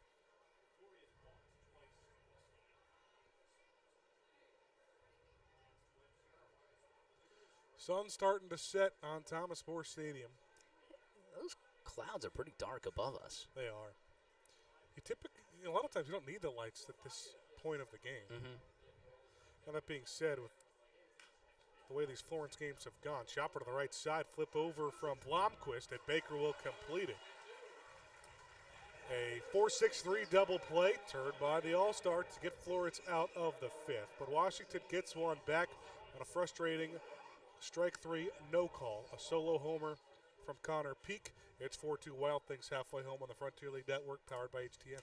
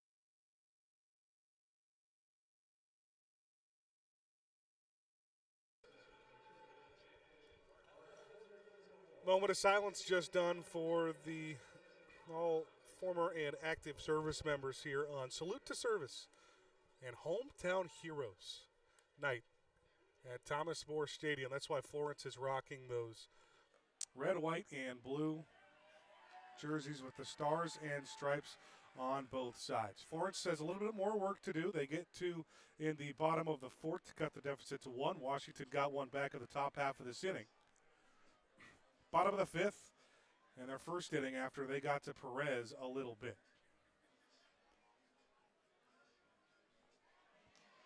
But Perez is back out for his 5th inning of work. 1 out away from tying his season-long innings pitched. 2 outs away from breaking it. Really good crowd here for Hometown Heroes Night. I mean, probably one of the best partnerships to sponsor this year. Get that Tuesday, Wednesday, Thursday price. You get just about the same amount of attendance as you would on a Friday, Saturday. Whoever sold that, see what that number was. Whoever sold that's probably a great broadcaster. I don't see the correlation. So Perez back out to the mound. 4 innings of work for him so far. 2 runs, both of them earned. On just 4 base hits for the Florence offense. 2 of those base hits off Blomquist. Those are also the only 2 extra base hits for Florence today. We'll go 8-9-1. Baker, Harbison, and Rushford to start things off in the 5th. How about that trivia question? How many hot dogs are eaten on the 4th of July? 150 million? I can tell you what, I was not a part of it. Did not have one. No hot dogs in Pearl, Mississippi? No. You know what they fed us on the first day? I'd love to hear. Catfish. Catfish. The team meal is catfish? The only place where I've received catfish was Mississippi. Did it get a good reception from the players? I didn't touch it. I don't think many touched it. Athletic trainer Patrick McCormick actually said it was very good. 1-0 fastball. Mississippi actually is a good seafood spot. Well, the Mud Monsters are, I believe it's catfish. Yeah. Yeah, I believe that's what they would call it. Is Mississippi a good seafood spot? It is. This one's hit high to left. Ketchup and Mercado both going over, and it is Mercado just in front of the warning track to haul it in for out number 1. Baker retired for the second time today. That one's gone at Gateway. Because they're playing Gateway or because it's the field at Gateway? Both? Both. But we'll see. We'll see if he has the same tenacity yeah. here at Thomas More Stadium. That's the next time we face Gateway. 2 series upcoming against them. Yeah. Kyle Harbison with 1 out and nobody on base. 300 hitting catcher. Chopper over to third base. It's picked up in fair ground by Fowler, and he makes the throw over to first in time. 2 quick outs and a good response after the 2-run inning here for Perez. Get back to the top of the lineup to start the third time through. Yeah, I mean, for Washington, their bottom of the order has done a lot for them. Florence currently with the 7-8-9 0-for-6 combined.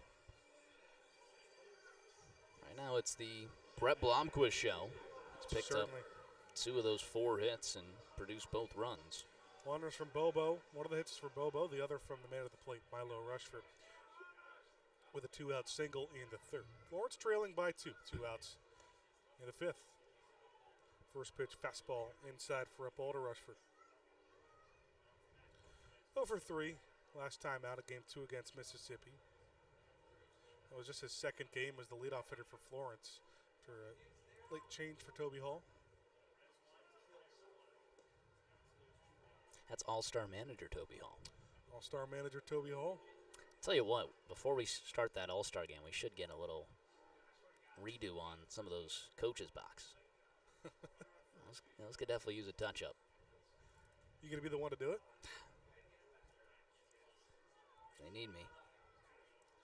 You would not be. You would not want to trust me with those. I'll tell you that. I'm not the arts and crafts guy. 2-0 way inside again. Rushford's got a 3-0 count. You rarely see Perez lose command in this game. He hasn't walked a batter yet. You rarely see him get to 3 balls in a count either. He has just pounded the zone. That's why he's been extremely pitch efficient today. And why he now has his longest start of the season with 4 2/3. Catches the zone. Will get me over fastball at the knees for strike 1.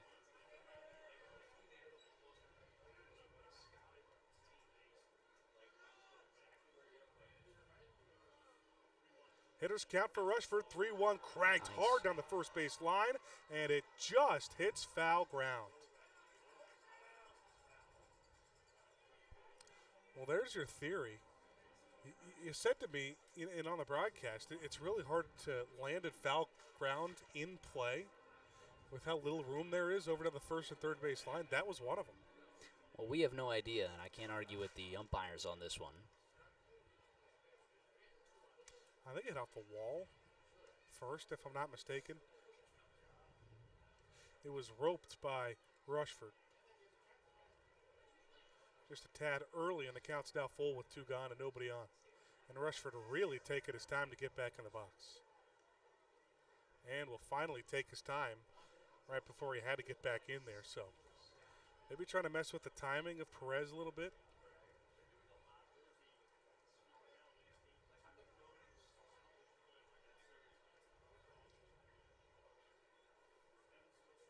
He's back in the box, waiting the payoff pitch.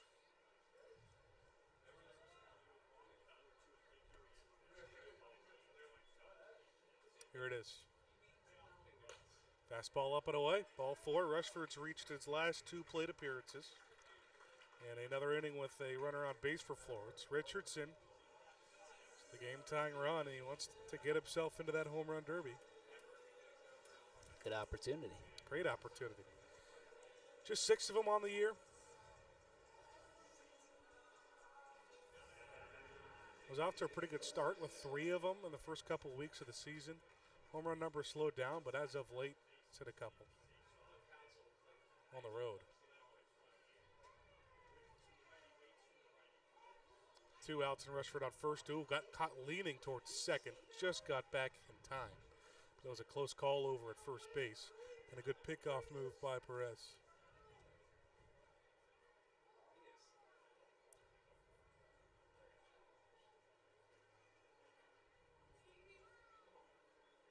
Now first pitch comes home to Richardson, and he goes after it.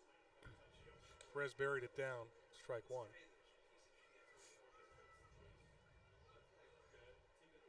Man, those clouds really are dark. It is. I actually did see a little bit of chance of rain in the forecast earlier today, but I think that's not what those type of clouds are. He just throws his bat out there and hits one into left that'll drop in front of Bricado, who is playing really deep in left field. Playing no doubles with a runner on first and 2 outs, and back-to-back runners reach with 2 outs for Florence. First at second, you got the captain Hank Zeisler up at a huge opportunity. Yeah, I think Bricado's played here enough where he knows if you're going to charge in on that, you better have it. You know, if it's going to take a high hop on that first bounce. He played that perfectly. We're going to go out and have a meeting with Perez. That's not any of the pitching coaches. That's Andrew Check, one of the team captains for this Washington team, with his battery duo, Perez and Quiros. Rivera Cruz will make his way out to the mound. So this is the first time Florence has had 2 runners on base in this game. They trail by 2, 4-2, 2 gone in the inning, and Hank Zeisler up at the plate.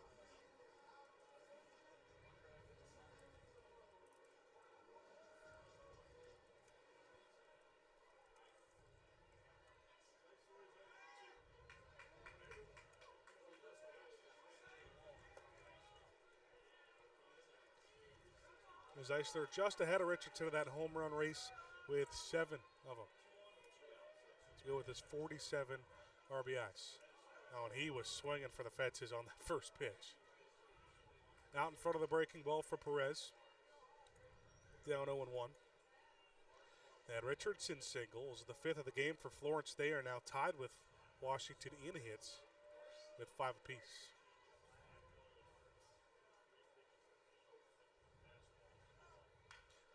Hit through the right side. It's a nice diving stop. The throw to first is in time. Oh, my goodness. Yeah. And Zeisler's close to getting thrown out of the game. You never see him like this. He slams his helmet, and that is a close call. And Toby Hull will probably get himself ejected. Yeah, can't be. It's probably going to be Take a look. I mean, just a really good stop at second. It's out of the reach, but you could see that the way that Zeisler, how far he is off the first base bag by the time that throw gets there, that's a tough one. We'll head to a break. Florence strands a couple after another really tough call from the umpiring crew. Frontier League Network powered by HTM.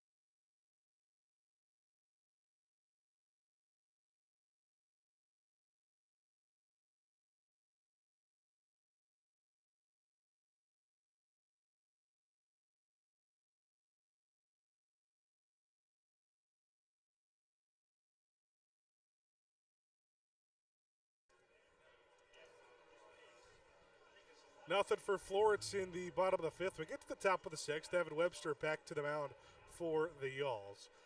A lot of animated Florence team members in this game. Evan Webster has had some words for home plate umpire Miguel Rivera-Cruz. Hank Zeisler has had words for both him and the first base umpire after that tough call over at first base.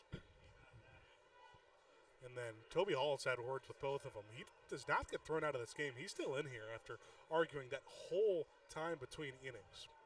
Ford still just trails by 2 here at the top of the sixth. They get 6, 7, 8. Caleb Ketchup, Cole Fowler, Isaac Quiros. Soft chopper over to the third base side for start to first. In time for out number 1. Again, replay on our broadcast didn't have the exact play in its view. That didn't look that close, really, though, by the naked eye, and even most people in the crowd agreeing with it.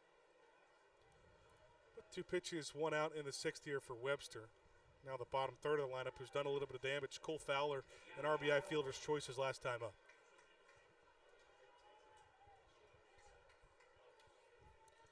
Popped the shortstop at his other AB.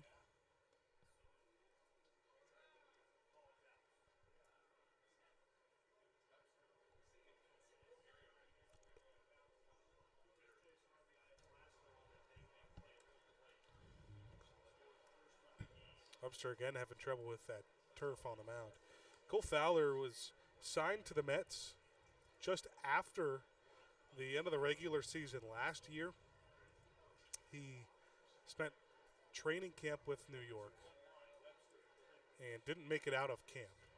Immediately got cut by the Mets organization, came right back here to Washington after a pretty solid season with the Wild Things last year. Offensive numbers have stayed about the same, hitting 288. Those after a fastball high of a 3-1, swing and a miss, we're now full. With 1 out here in the sixth.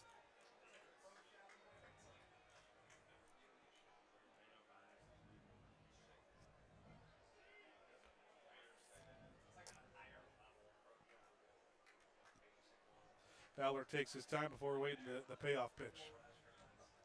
Part of what makes this Washington offense go is the depth. This one's popped into awkward territory, shallow left center. Rushford coming in, and he catches it below the belt. Oh. Sort of an underhand catch, full sprint, but he does make the play. Nice grab there from Rushford. Take another look. You know, it's never good when you're catching a ball like that. It's always awkward. He's able to track it down. Now, if that was an egg toss, that would break if you're moving into it. And when an egg toss, you got to come back and reel it in. And yes, I've won plenty of those. Sound like you've a lot of experience with egg toss. Yeah. Oh, I'm multi-time champion. Where do you find yourself in a Father's Day reunion for the Tettemer Father's Day reunion. Obviously, I haven't been able to go now that I broadcast during that time, but growing up, it's a big-time egg toss champion. I can tell you which sport I'm actually better at, though, is sack racing. Amazing. Sounds like field day activities. Yeah, oh, yeah. 1-1 here to Quiros. Grounder right at Garrett Broussard. A nice play backing up on it and an easy throw to first for out number 3. So Webster responds with a quick 1-2-3 inning to get himself through 6 innings, 4 runs against him, a 4-2 Washington lead on the Frontier League Network powered by HTN.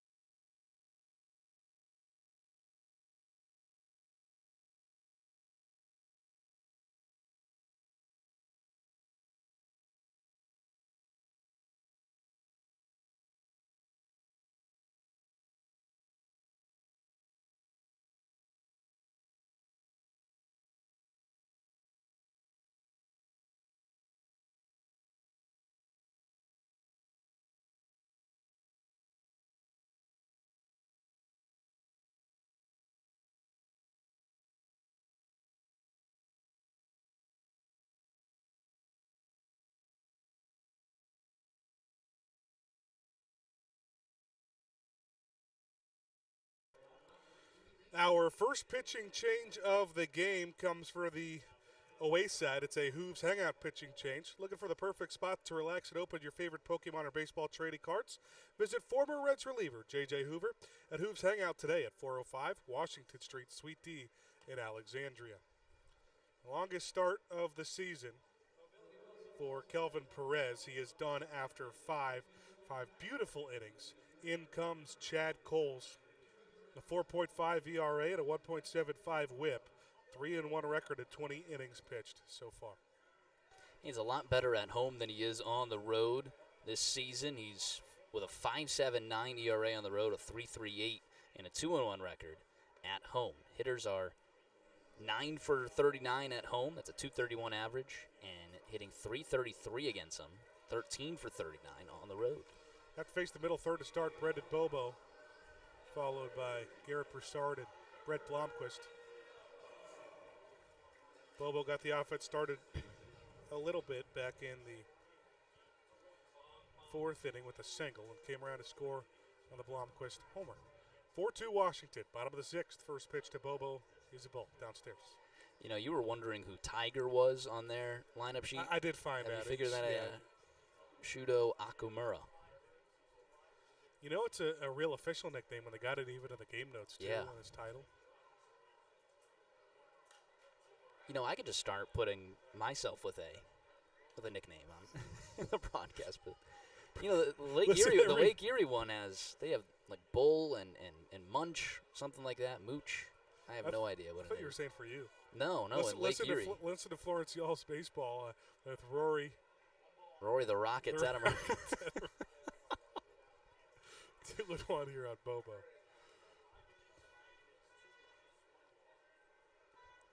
Still trying to think of a good one. You have to go something. I like Rory the Rocket. That's a common nickname. I guess Tiger is too.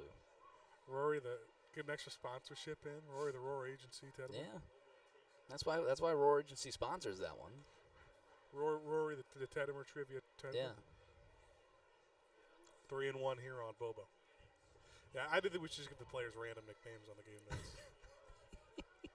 Just for everyone, and like they just consistently change. Bobo cranked Ooh. foul. Almost hit the. Not sure who's coach at first base today. That would be. That's not a player. That's Florence has one at home. I believe that's the Thomas More coach. Yeah. Cole? Say his name's Cole.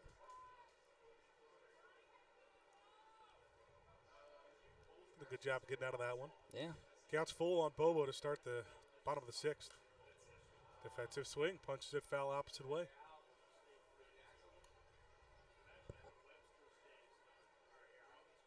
Brendan the Bison Bobo. The Bison. I'm just trying to think of alliterations. Brendan Buffalo Bobo. Swing and a miss. The Bison's down on strikes. Breaking pitch buried low. One batter faced did one strikeout for Chad Coles. He's got 6 Ks in his last 5 appearances. Up comes Broussard with 1 down.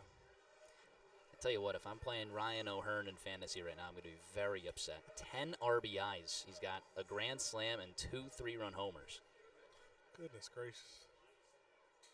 The record in a single game is 12, so he's got a chance. What inning is it? 7th. Broussard fouls away. They have to do some damage. Yeah, they have to Who are get they it back playing? around. They're playing the Braves, Okay. so that's great to see. For you, not for me. Not for Brett Blomquist either. Grounder, foul on the third baseline. Is he a Braves fan? Yes, spoke to his dad earlier today as well, Blake Blomquist. Got some good facts for Brett that we're going to be able to share during the All-Star game. Another reason to tune in. He's had a heck of a road here to professional baseball and incredible rookie season. 0-2, change up just off the plate for a ball. Just spectacular in his final season at North Greenville. And 1 year kind of salvaged his way a chance to play pro baseball. He's taking advantage of it. Swing and a miss. Broussard goes after the 1-2 way outside. Back-to-back strikeout swinging for Coles. Speak of Blake Blomquist, just sent me something that Brett was the Georgia Defensive Player of the Year his senior year for football. Obviously here at the plate right now. He thinks that played the biggest role in his athleticism, football. Yeah. Fastball off the plate. There's just a lot of different things. You know, I still think being a multi-sport athlete in high school, it's becoming less and less popular, but there are just so many things you don't think of. That things in other sports can help, you know, the sport you're really trying to chase after, like baseball. I'll tell you what, though, you hear those stories about baseball players. Sometimes it's in smaller states. Georgia is a great football state. I mean, that is extremely impressive. Counts 2-0 on him here. It's 2 for 2 with a double and a home run. Got both RBIs for Florence today. 2-0's away inside. So you would give it less meaning if it happened in Western Massachusetts? If you were the basketball defensive player of the year, maybe I'd give it more meaning. Well, funny enough, I will. Defensive player of the year in both basketball and football. I definitely did not play football. Ball 4 to Blomquist and a 4-pitch walk, but on all 3 times today. 2-out base runner again for Florence, and another chance for Tyler Schoenfeld, who's 0 for 2.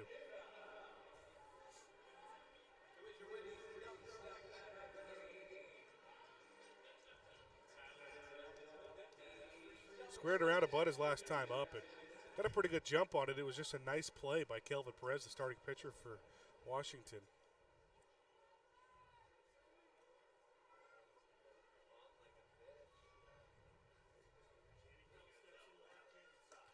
First pitch, top of the zone to him.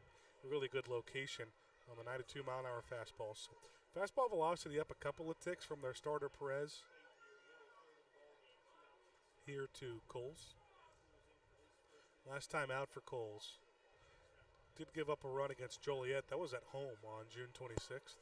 You know what's interesting here for Schoenfeld is he gets the move down in the order at a point where his batting average is back up to the highest, you know, it's been this season. He's up to 270. Remember when he was, you know, down in the lower 200s and starting the season, but he was still up at the top of the order. Now he's got, you know, up at that spot where he's really been hitting the ball well, and the move down in the order really is interesting. The on-base percentage is interesting to look at, too. I think that was a big reason he stayed in the top of the lineup was the on-base percentage is great.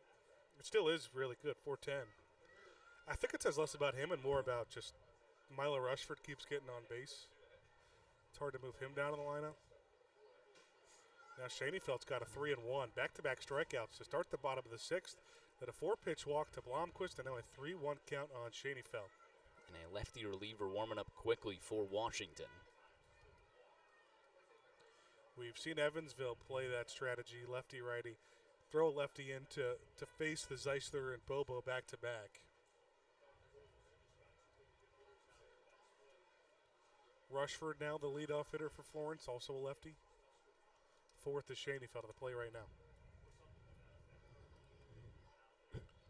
He's got a 3-1 count.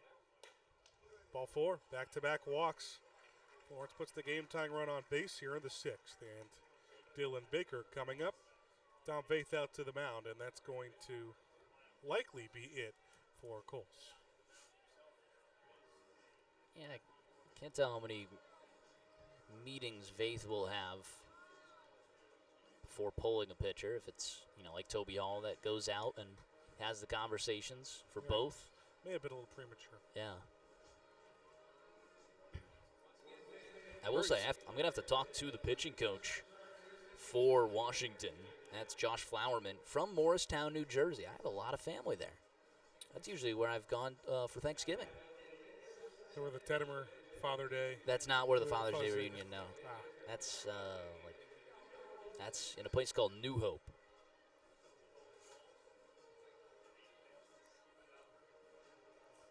Second favorite Star Wars movie. A New Hope. What's your first? Empire Strikes Back. Well, that's, you know, Star Wars Day's coming up after the All-Star break. I will be here no matter what. Regardless. Cole stays in the game. Baker with runners on first and second and 2 outs goes after the first pitch. Swing and a miss. Coles is bumping it in there. I mean, 94 bottom of the zone. Heck of a spin rate, 25.72 on a fastball. It's really good. I do notice our track man is typically 1 mile an hour faster than the sign out in right field is what I'm typically looking at. Baker's down 0-2. There it is again, 93 on the scoreboard, 94 on track man. Baker down 0-2 after swinging at that one. He's just blowing it by him right now. Baker does have a pretty big swing. That's where he's gotten a lot of those home runs from. He's got 9 on the year now, still 2/3 of them against Gateway.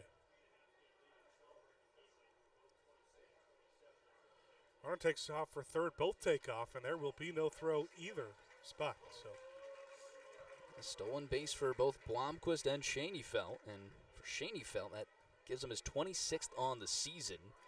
Ever closer to the record at 82. He's now at 72, just 10 away.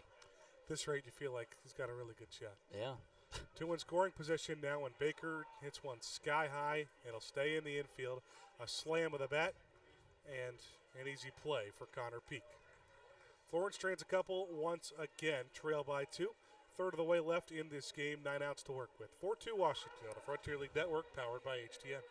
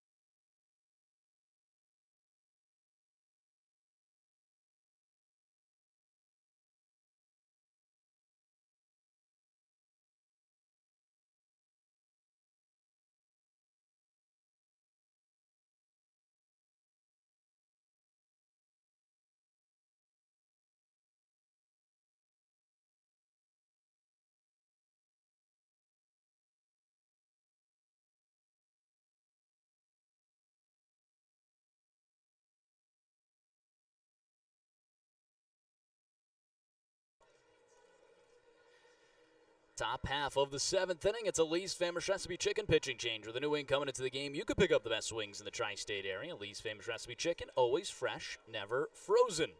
The new wing into the game is Logan Jones. Jones entering for Webster. 6 innings pitched, 5 hits, 4 runs, 3 walks, and 4 Ks. Will leave down 4-2. Logan Jones, big-time spot here. Have not seen him in too many situations like this.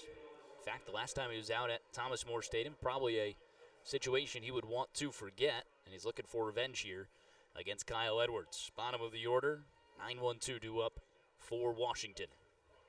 First pitch in there for strike. Jones, last time out against Windy City, 2 1/3, 3 innings pitched, no runs came across, 2 walks and a K. Last time here at Thomas More Stadium, 2/3 of an inning pitched, 3 hits, 6 runs, 3 walks, and a strikeout. Kind of opposite of Evan Webster. That was his really only bad appearance. It was his only appearance before today at Thomas More Stadium. Yeah. Let's see how he fares here. Slow wind up, the 1-1. Slider breaks off the end of the bat of Kyle Edwards, who's 1 for 2 today with an RBI single. Should be getting Kirk Kramer in here any minute. How about Sergeant Bilko III with his first comment of the day? He said, "Rally time, let's go." And look at it. Look at this comment. Rory the Rocket Tettemer for our nickname here. 1-2, ground ball up the middle. Jones fields it, bobbles it a little. Throw goes on to first, and it's in time. A 1-3 put away. Want to know what he came up for you? I'd love to. Bountiful Banter Ben. Bountiful Banter Ben. Would that have ever crossed your mind? You know, it's probably my second most common nickname. What about Ben Ball or Howler? It would have been cooler if your pronunciation was Haller. Holler, yeah. I mean, I do get that a lot. But bountiful? What does bountiful even mean? Bountiful. Abundant, plentiful, or given generously? Yeah, fruitful. Antonio Monroy will lead things off. He's 0 for 2 with a hit by pitch. Slider's in there for a strike. Well, I'll take it. Yeah, I mean, Big Ben, obviously the That's obviously one. the. Of course, that had its troubles growing up and being a diehard Cincinnati Bengals fan. It's true. But I tend to forget about that one. At least you got to see him win a Super Bowl. Yeah, I was thrilled. But as a lover of clocks, maybe it's a great thing. 1-1. You've ever been across the pond? No. I've been south of the pond and north of the country line. Canada and the Caribbean are about it.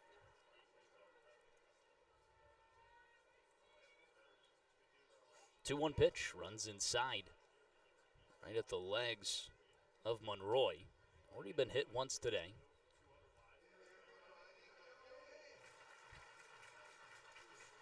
Now a 3-1 count to him. Webster finished with just 3 walks. Those 4 free bases, actually 5 free bases. 2 hit by pitches and 3 walks.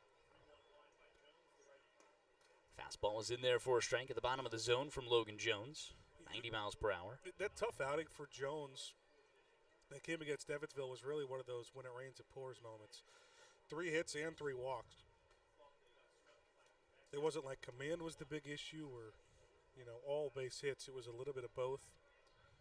And then didn't get help from the man who came after him. 6 earned.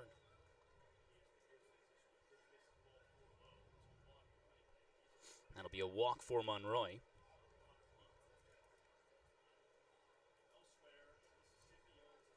So 1 out runner aboard. I like bountiful banter, but I don't think it's quite as cool as the Rocket. Well, the Rocket, what do you immediately think of when you hear the name the Rocket? There's a couple baseball movies you can go to. Benny the Jet Rodriguez. Well, Benny the Jet Rodriguez. Sandlot 2 is David the Rocket Durango. I'm a big fan of Sandlot 2. I know, we've been over this. Yeah. I've seen it once. I don't think I've seen it since. And then Chet Steadman, Rocket from Rookie of the Year. That's another one I haven't seen in a very long time. 0-1, hard hit foul. This is Connor Peak at the plate. He homered his last time up, 1 for 3. Nuke Lelouch is a very good one. Nuke, not a rocket, but close. Nuke Lelouch, L.A. Louche. Close enough. Very good movie as well from Bull Durham. I saw one of these. It was, an all-fictional pitching staff. 0-2, foul, or grounded into left field for a base hit. Second hit of the day for Connor Peak. Runners first and second with 1 away. Now for Andrew Check. Big-time opportunity for the big man. It was all, fictional pitchers. And it was like, who would you choose to get you 1 strikeout? And this list was absurd. It had the pitcher from Sandlot, who I think only went on to play minor league baseball. If you ever watched Sandlot, it's not like he was striking a lot of people out. He was always just getting tagged. It's true. Ground ball right side, off the glove of Zeisler and into right field for a base hit. They're going to wave around Monroy. No throw to the plate. An RBI single from Check. Runners at the corners now. A 5-2 lead for Washington. That was hard hit too. 105 off the bat.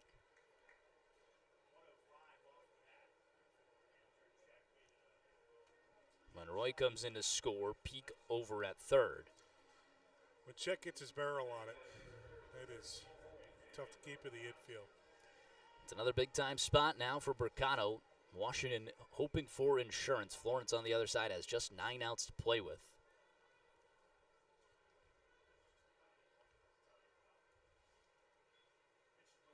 First pitch is in there for a strike, 90 miles per hour on the outer half. So you had the pitcher from Sandlot, who I don't remember his name, Nuke Lelouch from Bull Durham. You had Wild Thing out there. 0-1, swing and a miss. Trying to think of some other. You had Henry Rowan Gardner. I was going to say you had to be. You had Henry Rowan Gardner. That's 4. I know the 5th. They had the sister from A League of Their Own, which I don't remember her striking out many. 0-2, swing and a miss. Good afternoon, good evening, and good night. Bricado down on 3 pitches. That's the first K of the day for Logan Jones. And then there was one more that's slipping my mind right now. I can't think of another baseball movie to jog my memory. Either way, I thought it was pretty clear, Rowan Gardner or Nuke Lelouch. Nuke Lelouch gave up like 8 runs and had 15 Ks in his professional debut. It's true. It's got to be Rowan Gardner has to be the answer. Yeah. With the special arm. First pitch, skied down the third baseline. Broussard all over it in foul territory. Makes the grab to end the inning. Washington gets 1 insurance run, but Jones strands runners at the corners. Heading to stretch time at Thomas More Stadium. Florence trails 5-2 when we return on the Frontier League Network, powered by HDN.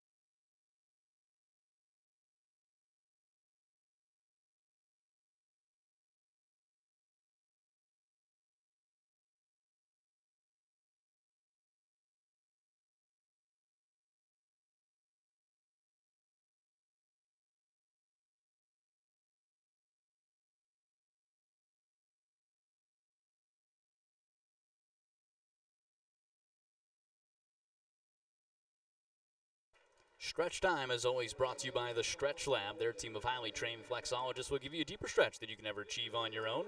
Visit stretchlab.com to find a location near you today. Kyle Harbison, Milo Rushford, and Zade Richardson, first 3 at the plate. It's a Hoops Hangout pitching change. Michael Fultz will take the place of Chad Coles. Coles, 1 inning pitch, no hits, no runs, 2 walks and 2 Ks. Fultz, the left-hander, will be in to face a lefty-heavy top of the lineup for Florence.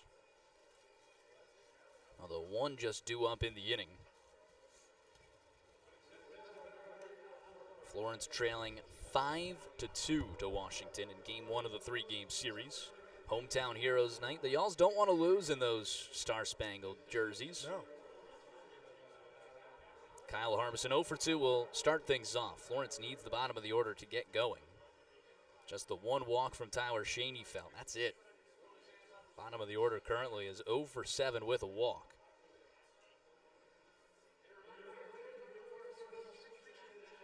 Still awaiting Kurt Kramer. I do see him now on the concourse. He's probably going to be coming up here for this half inning or maybe the top of the 8th. Florence with some action in their bullpen. That looks like Chase Hopewell warming up. Harbison skies one out towards center field. It's going to send Ketchup a little bit back, but plenty of room. 1 pitch, 1 away. Harbison has not seen too many pitches today. No. I believe that's the second 1-pitch at-bat for Harbison. Y'all's down to their final 8 outs. Certainly need to work in some of these counts. They haven't really shown a lot of life in some of these at-bats, No. too. They did strand 2 on in back-to-back innings in the 5th and the 6th. If you're paying attention on the road, Florence, lifeless against the bullpen for Windy City and Mississippi. Yeah. Really didn't get anything until the very last inning in Mississippi.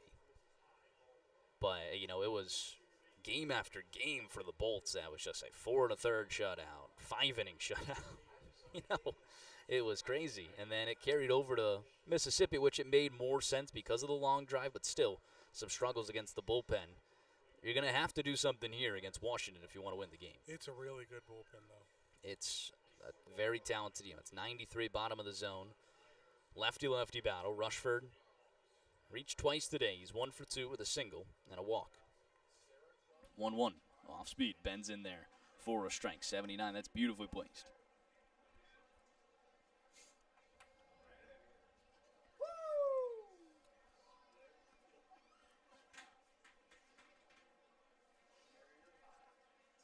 One and two, the count.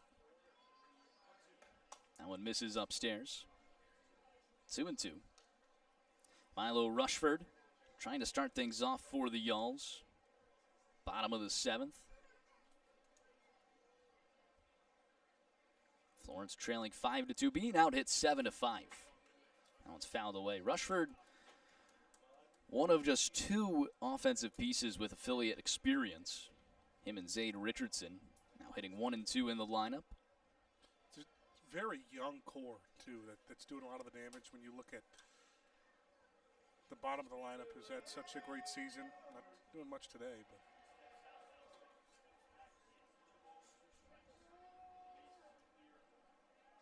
2-2 the count. That one misses downstairs.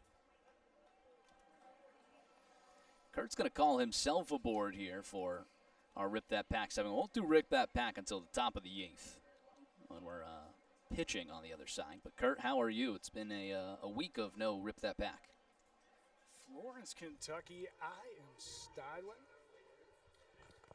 and profiling. Styling and profiling. That Yes, one misses sir. downstairs. A full count walk to Milo Rushford, his second of the day. Florence gets a 1-out base runner. That'll bring up Zade Richardson. Kurt, no guess for you on today's home run. Nope, Didn't see anything on the board. nothing on the board. Somebody got Brett Blomquist, 2-run homer. Back in the 4th inning. That's Florence's lone run production. Trailing 5-2. I'm not going to lie, I have been selling so many hot dogs tonight, I have not caught any of this game. It's a good $2 Tuesday. It's 3,275 in attendance.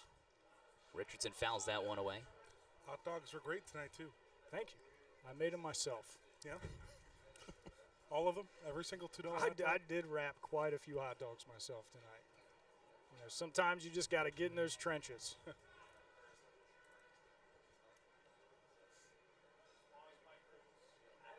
From the stretch, here's the 0-1. This is outside.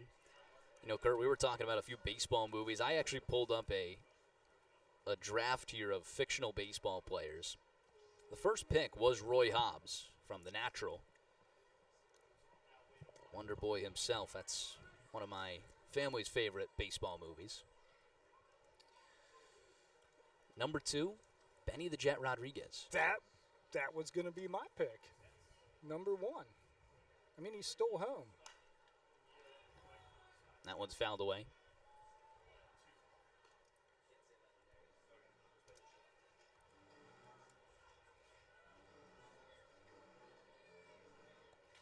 Then Dottie Hinson, the catcher from A League of Their Own. Now, she was pretty good. I mean, she just seemed like a force. She actually had to, blow the game on purpose to lose and have her sister win. You're right. I forgot about that part. Throws the 1-2, game. swing and a miss. Richardson down on strikes at a big-time spot. Spoiler alert.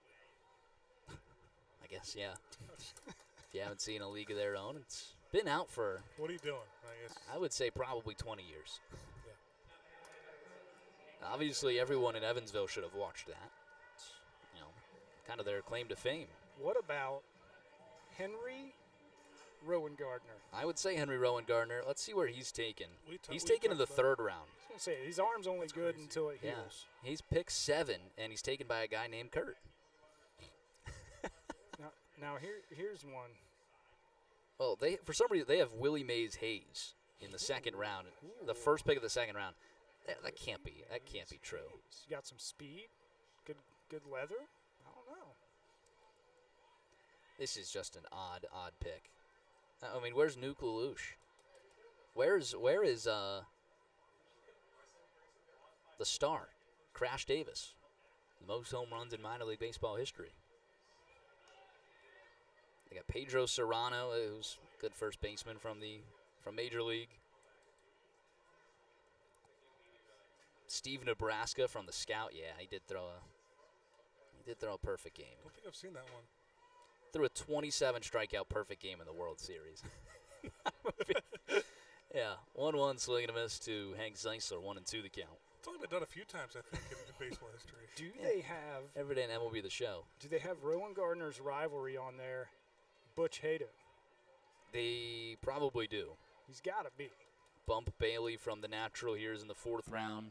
There's Wild Thing in the 4th round. The 4th. Yeah. I don't like that. Check swing, misses downstairs. 2-2 the count. Haley Goodfarer from Sandlot 2. That's the girl from Sandlot 2. Oh, they do have Jack Parkman. That's who I'm thinking. Yeah, Jack Park. That's the Major League one. Yeah. And then Nuku behind Haley Goodfarer. That is just wild. Gus Bus Matthews from Benchwarmers. Oh, that's Bus was. That's a good talk thing. about someone who was carrying his team. Yeah. 2-2, swing and a miss. Zeisler down on strikes. Florence strands another runner on base. They're down to their final 6 outs, just trying to keep it that way. Heading to the top of the 8th. It's a 5-2 ball game. We got Rip That Pack coming up when we return to the Frontier League Network, powered by HTN.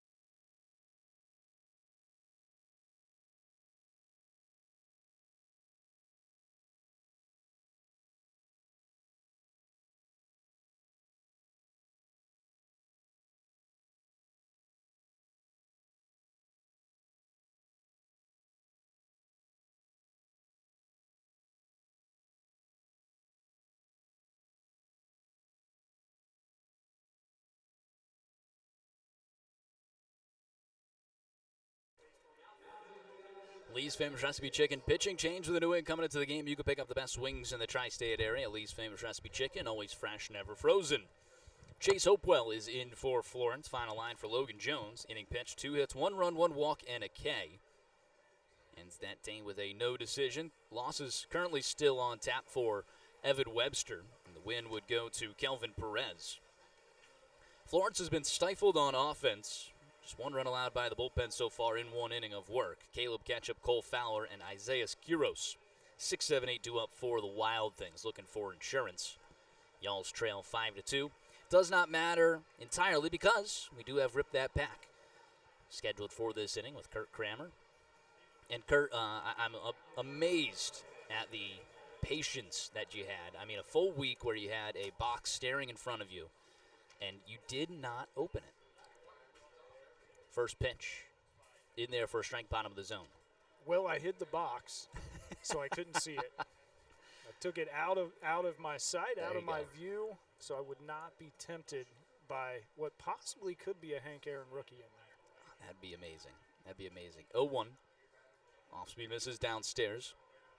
Chase Hopewell on the mound. Last time out, looked pretty good. It was actually in a pretty big scenario.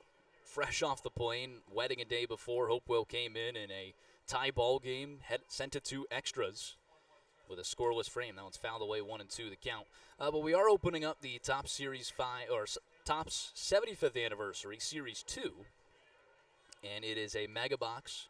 I don't even remember what we got the last time we did it. I don't remember. I have had way too many cold, tasty beers in between now and then. 1-2. popped up foul. Out of play. Ben, what is the current record? 8-6, or it's 8-6-4. 8-6-4. Man, okay. Rory the Rocket. Rory the Rocket. Rocket versus the Cowboy. I thought that name was suspended for that. Better late than never, Kurt. You did say it was better late than never, Kurt, the last time you were on here. Check swing, fastball outside, no good. Does not go wrong. Mr. Reliable. Mr. Reliable, you've just got a lot of nicknames now. I do. I have been around. I guess I'll start us off here for our Rip That Pack segment. Top Series 2, you always know you got a lot of inserts. So that one's roped high and deep down the left field line. Foul. Just a long strike. 100 off the bat.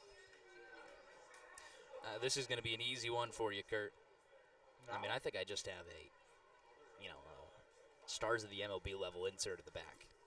Joey Cantillo will start it off with, and Nick York for the Pirates. Hobie Milner, I actually met him when he was with the Phillies. 2-2, fastball misses inside.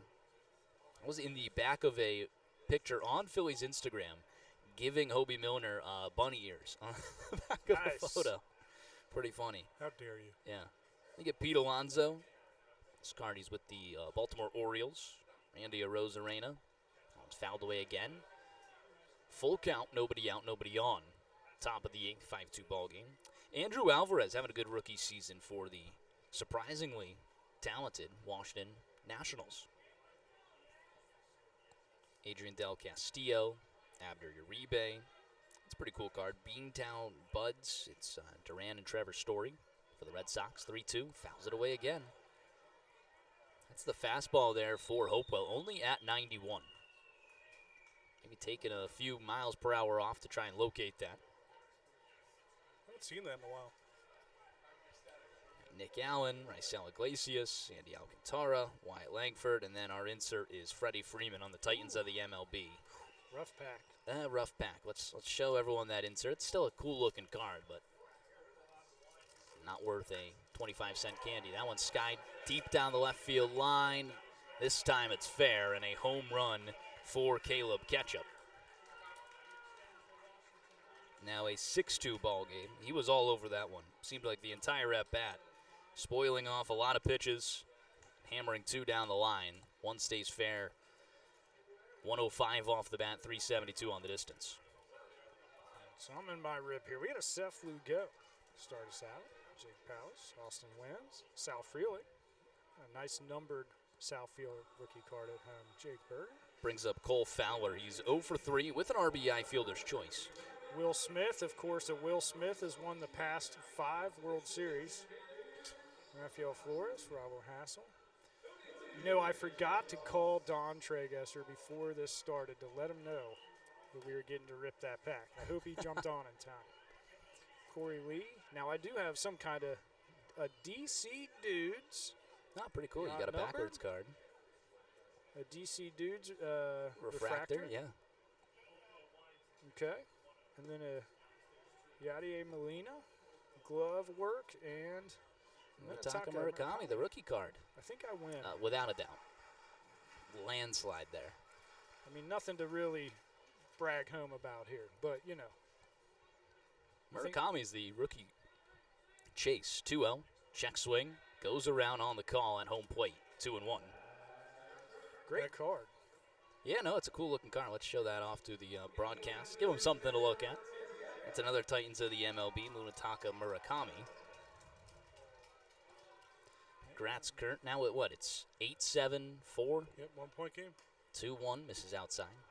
Now, if you like Rory, I can give these cards to one of our lucky Y'alls fans. By all means, by all means. There's probably a couple out there. Good attendance, 3,275. 3,275, in case you didn't hear that right. 3-1, swing and a miss inside. Nice off-speed there. Goes to that with a hitter's count. Good trust there from Hopewell. Tonight, 3,500. Nathan's Hot Dogs on Klosterman buns were served. Wow. It's a big night. I heard you had a very big day during the 4th of July fireworks show. all we did. What a great night here that was at Thomas More. I heard, like, insanely good. Yes, it was. I want to say it was as full as it is tonight. I Wow. mean, just a packed house. It seemed, yeah. I mean, the photos I saw, it's probably even fuller. I didn't see an open seat. Fireworks were incredible. Yeah, they look great. Here's the payoff pitch. Ground ball up the middle, off the base. Baker fields it. Throw on to first is in time. 6-3 on the put away. That's out number 1. Hopewell took a spill a little bit on the mound. Just trying to get out of the way of that one. How about that? They were showing the Rip That Pack segment. Obviously, we have the TVs in the new bar, and you could see it in the in the new bar on TV. So we're waving to everyone over in the new bar. And is a very nice new facility for Florence. Going to be fresh for the All-Star game next week as well. Kurt, you looking forward to it? Yeah, I'm looking forward to golf on Tuesday. You got a great foursome lined up. Yeah. Rich Tettemer listening back at home. He doesn't realize that, the foursome has added Cowboy Kurt Kramer. 1-0 missing downstairs. I will provide the beverages. It's an 8 a.m. tea time. I better bring extra. You got to work that night. Plenty of orange juice. There you go. There's the 2-0. Misses outside. Isaiah Quiros has just been wreaking havoc at the bottom of the order. 1 for 2 with an RBI single and a walk, and he's now got a favorable 3-0 count on him.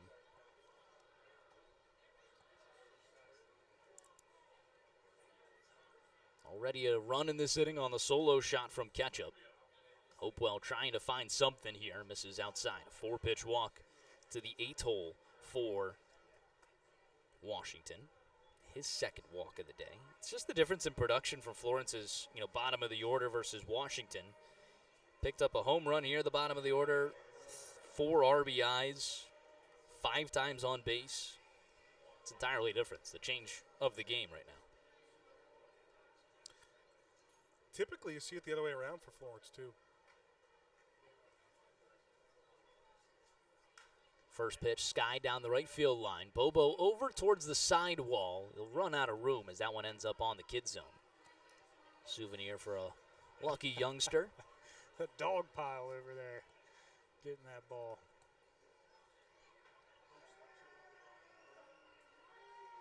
Some of the kids stayed calm. Did not chase. 0-1 the count.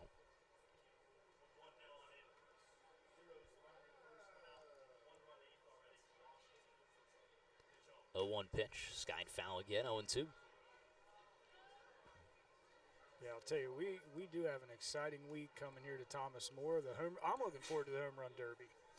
It's going to be very fun. I think that'll be a good time. And then, of course, the All-Star game on Wednesday. It's going to be a lot of numbers here at Thomas More.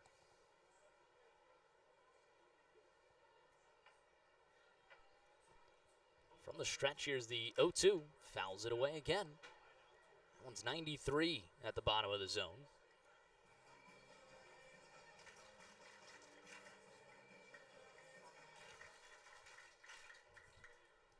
Yeah, and it's a lot of fun for everyone that is, coming from all over the country. A lot of activities Florence is given to all the teams happening around here. Really showing them all of Northern Kentucky. 0-2 pitch. Off speed once again, fouled away. I just met with the guys at Boone County Distillery today.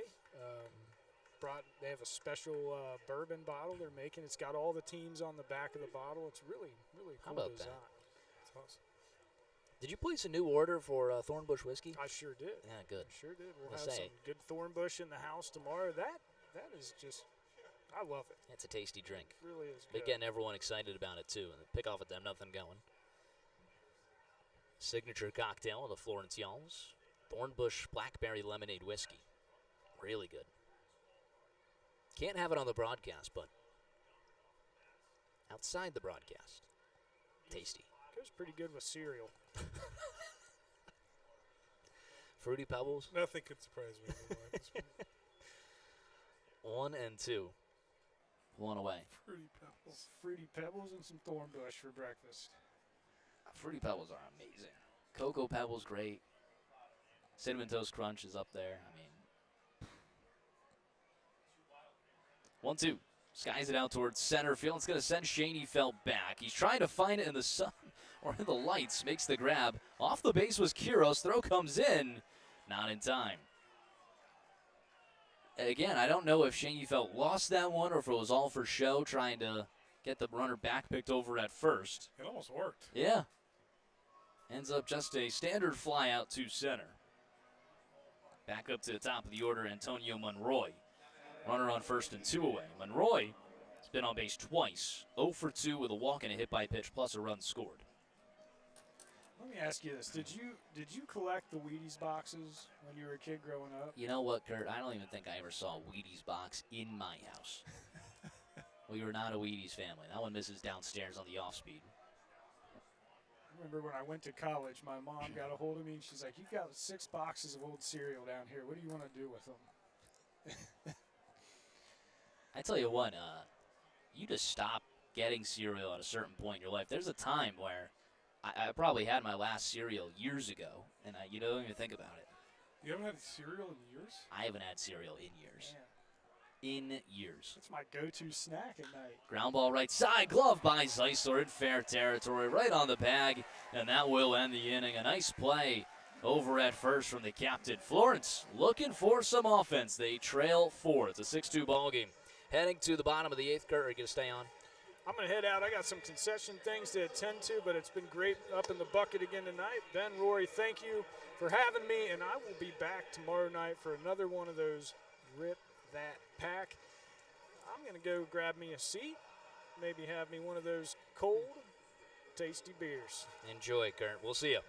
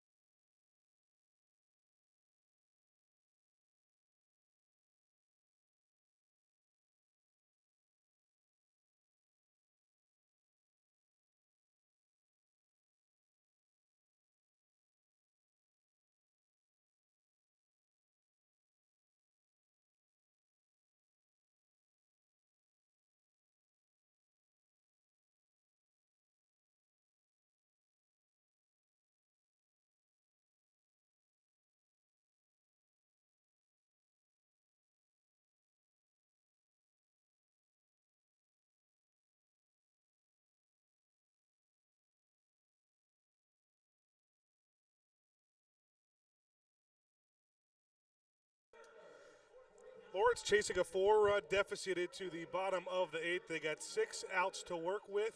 Washington looking for their first win here in Florence, the first matchup between these two at Thomas More Stadium this year. Florence will have a 4-5-6 due up. Bobo, Broussard, and Blomquist. Good piece of their order here. Need to start early. Florence has not had a leadoff runner aboard yet today. So they have been down in every single inning that they have started. 7 ways through this ball game. Trailing 6-2, being out hit 8-5 at home, something you do not see often. Off speed, hits inside there for a strike.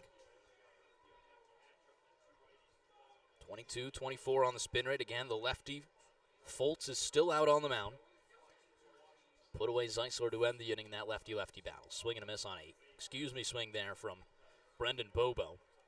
80 downstairs, now down 0-2.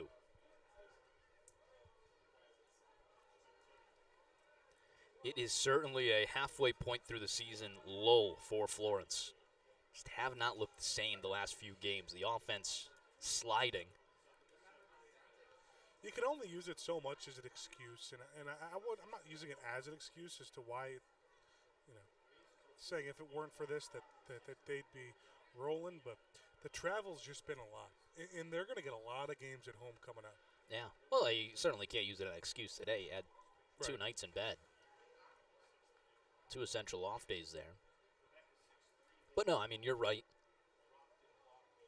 If you were a, road warrior team, then you would enjoy all that travel. Florence certainly just plays a lot better at Thomas More Stadium. 1-2, swing and a miss. Another inning where Florence will not get a leadoff runner aboard. That is 3 Ks in a row for Fultz. Top of this order has struck out a lot. It's a third now for Bobo. Hank's got a couple himself, too. It's just a game with really weird vibes. A lot of frustration from different players on this team. 8 Ks, 2 through 4 in this lineup. That just can't happen.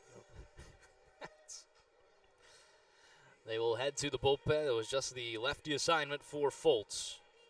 New pitcher coming in for Washington. A Hoops Hangout pitching change when we return on the Frontier League Network, powered by HTN.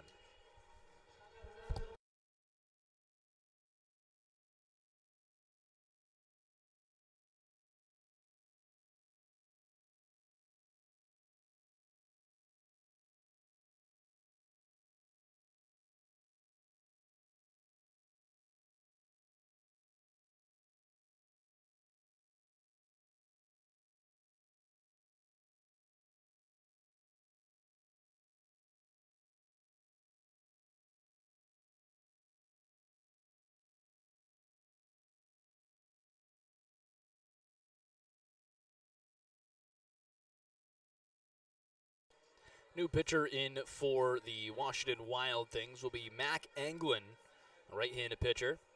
Michael Fultz goes an inning and a third, picks up 3 Ks, just 1 walk, no hits, no runs. Florence did not see him very well. Mac Anglin, first time facing the Yawls. His career entering today with a 3 ERA, just 3 innings, but 7 Ks. Certainly the strikeout numbers are there for the hard-throwing righty. It'll be Garrett Broussard and Brett Blomquist facing him. 1 away with nobody on base. It's another peg in the whole list of relievers who have really good stuff for this Washington team. 6'5", 225 pounds.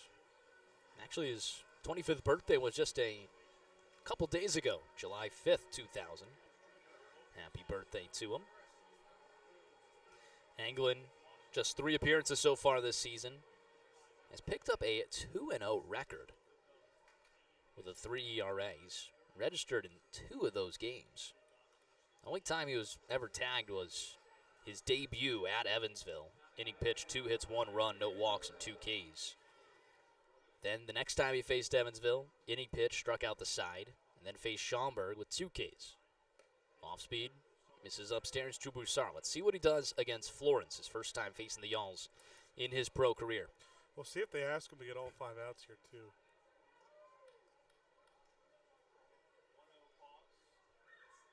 The 1-0, top of the zone in there for a strike.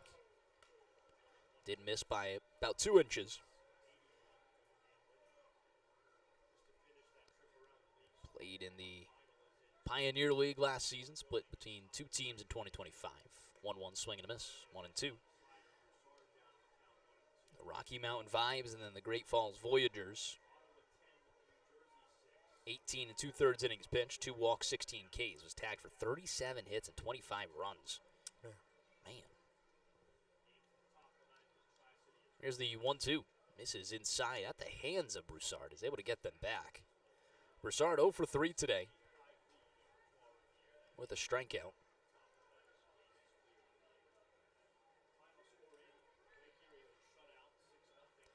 2-2. Broussard punches it shallow center field. Peak, the second baseman going out. Ketchup coming in. He can't get there. It's a bloop single for Garrett Broussard, his first hit of the day. And Florence with a 1-out base runner now for Brett Blomquist. Does it always have to be 100 miles an hour off the bat? No, it doesn't. Baseball's a fun game. That's going to count the same in the scorebook for Broussard. Broussard, it's just steady, consistent all year long. Still hit. He's been hitting in the 310, 320 range for Seems like the whole season. How an impressive number of doubles for Broussard. He's second on the team with Yeah. 15, just behind Hank Zeisler, who's got 17.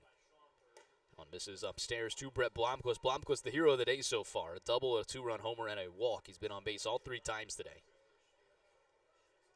The all-star starting second baseman, Blomquist, looking for some more damage here. Florence could use his bat right now. 1-0.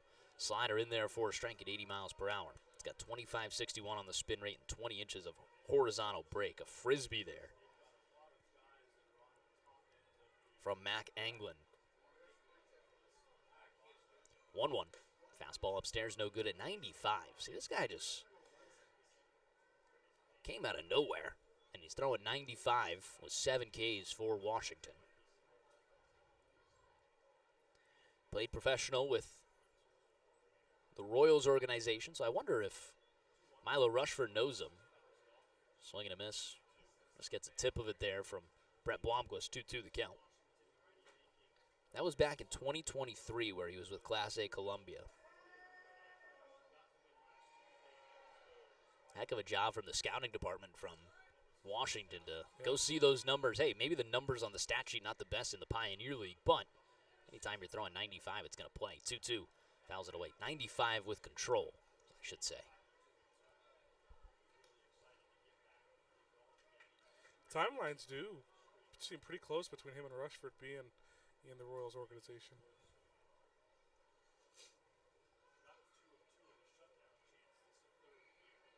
Florence down to their final 5 outs. Bottom of the 8th, trailing 6-2. Runner on first and 1 away. 2-2 to Blomquist. Bounces in the dirt, and a good scoop there from Isaiah Quiros.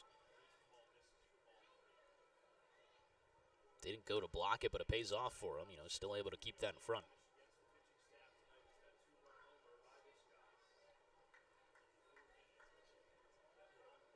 Blomquist with the only run production on the day for Florence. A 2-run shot in the 4th. Trying to keep things going here in the 8th. Runner takes off. Payoff pitch. He cranks one high and deep out towards left field. Bricado coming in on it. Still running. Makes the grab, and it's going to be an easy job. Doubling him up.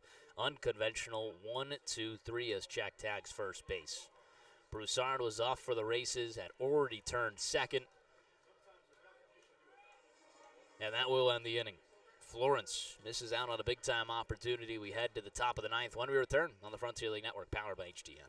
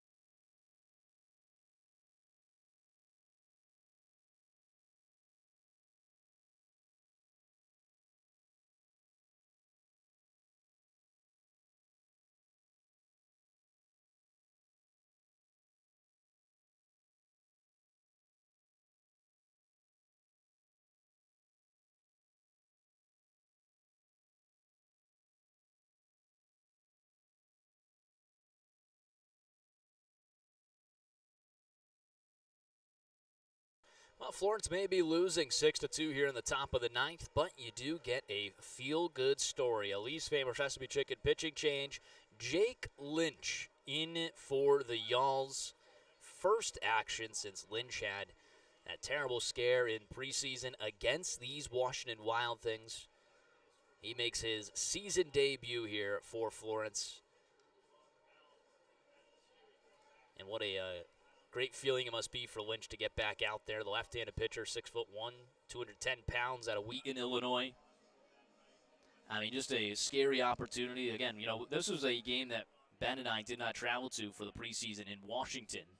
And when you came home, once you heard it after the game had finalized, it's like, whoa, a scary scene for Lynch. First pitch misses outside at 88 miles per hour. Ended up with, I believe, a fractured orbital bone. 1-0 swing and a miss.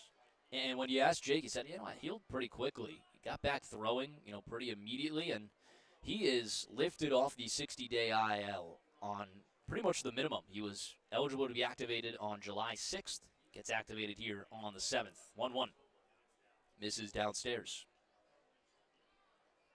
Lynch 4 collegiate seasons between Murray State and Lincoln Trail. Plus Linscomb is where he graduated. 3-6 record, a 5.27 ERA, 82 innings pitched. 56 games. Ground ball right side over towards Blomquist, who gloves it. Throw on to first is in time, and Jake Lynch is on the board with his first put away. 4-3 put out of Connor Peak. It'll be Andrew Check stepping up to the plate. So he had 2 starts in college. Went over to the MLB Draft League with the West Virginia Black Bears in 2025. Had a 2-1 record, a 6.1 ERA. And that was 8 starts for Lynch. So he was actually a starter in the MLB Draft League. And I didn't know what Florence had brought him out as. You honestly won't be able to tell until Lynch is built up to a starter role if they choose to do so. Right now he will be in the bullpen for the Yalls. But he had some starter experience. One misses downstairs. 48 2/3 innings pitched across 8 starts. 34 Ks, 28 walks. Florence finally gets another left-handed piece in their bullpen, not named Aiden McAvoy. 2-0 ground ball, 1 hopper over towards Zeisler. He'll glove it and race it over to first himself. 2 away. The base is empty now for Anthony Mercado. A story like this, like I said, just makes you feel good to see him back out there and able to make his season debut. It's amazing that he's able to return at all. I mean, it was a scary situation. I'm sure the one that plays in the back of his head. I would assume, I don't want to put it in his head, but I'm assuming even now, throwing these pitches to the same team that obviously injured him in the preseason.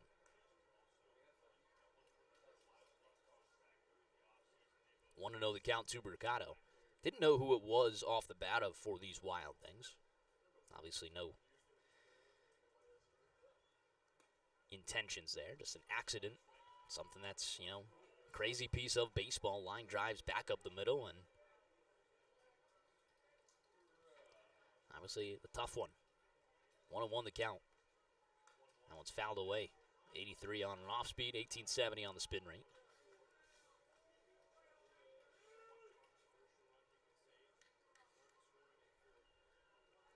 Got to feel pretty happy that his first appearance of the season, he gets to don those stars and stripes for Florence. 1-2, swing and a miss. Picks up his first K of the season. A 1-2-3 frame from Lynch. Tip of the cap to you, sir. Florence heads to the bottom of the 9th, trailing 6-2. Do they have any magic in them? When we return on the Frontier League Network, powered by HDN.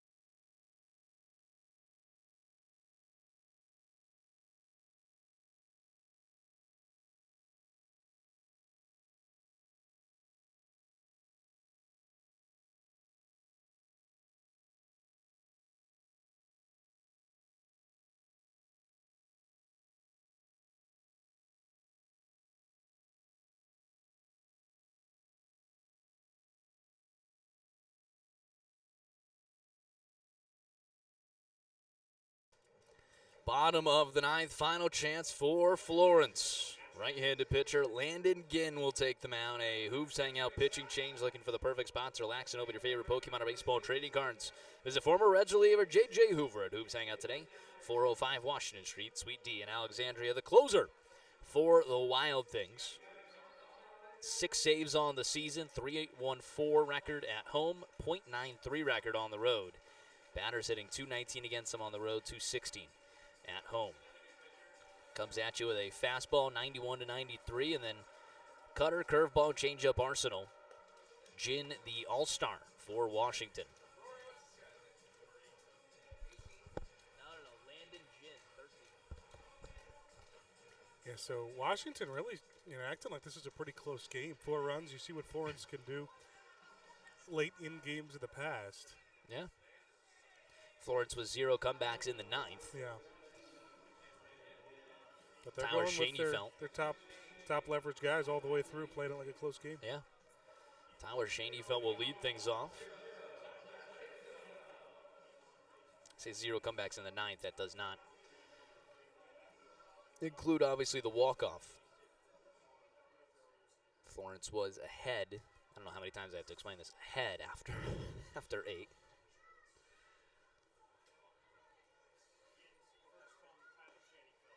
Now what's in there for a strike? 0-1 the count. Schoenfeld is 0 for 2 with a walk. Stranded at second in the 6th. Not as high numbers left on base today for Florence. 7. But a decent amount of them in scoring position. 0-1 in there for a strike at 87. We've seen some games where Florence does leave a lot on base. What we haven't seen a whole lot is just lack of production in general and just not getting really anybody on base all game. The offense just did not show up today. I mean, just 6 hits against a guy with a 5 ERA that started for Washington. And your counterpart, the Wild Things, tagged him for 11 hits, 7 runs. 0-2. Fastball misses downstairs. That's a break for Florence. 1-2 the count. Whoa. Heard that in the side of my ears. Gateway up 14-0 over Evansville. That's amazing. The 1-2. Misses outside again. Another close pitch. Pretty good eye for Schoenfeld, too. It's always tough when you're got only 3 outs to work with. Sometimes you start swinging for the fences, swinging at anything. Yeah. Straight up defense. Behind Landon Ginn. 2-2. Check swing. Misses downstairs. Does not go around. He's worked a full count. Well, look at the spin rate on that. 3,078. I don't know if I've seen 3,000 this year on the spin rate. There was 1 earlier in the year, but that is amazing. Get the all-star nod just from that. Payoff to Schoenfeld. Misses outside. 4 balls in a row. Started that count down 0-2. And works the first leadoff runner aboard for Florence of the day. Is that a sign of good things to come? Florence can start to tune the bat up. Just shows how dominant Washington pitching has been today.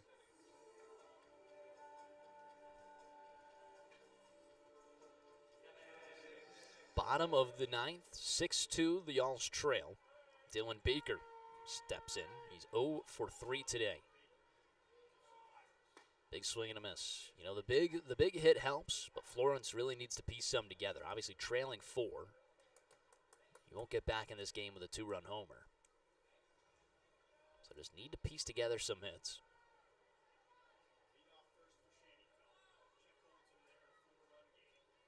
Oh, 1. Off-speed misses inside. Check swing doesn't go. Another 3,000 spin rate there, so you know it's for real. It wasn't just a blip on TrackMan. That is amazing. That's tough. That's really tough to. It's just tough to see out of the hands. I kind of just want to stand in and see what that looks like. 1-1. Off speed in there for a strike. Crowd has cleared out a little. Just getting ready for tomorrow morning. Get to bed. None of these people will be here tomorrow morning. You will see a lot of kids. Here's the 1-2. Ground ball up the middle. Jin fields it. His only throw is on to first. That moves Schoenfeld over to second. Really nice play there from Jin. That'll be a 1-3 put away of Baker. Brings up Kyle Harbison. Harbison 0 for 3 today. He's had a couple very quick at-bats. We'll see if he continues with the first pitch swinging approach. Still same approach like you said. You just got to get guys on.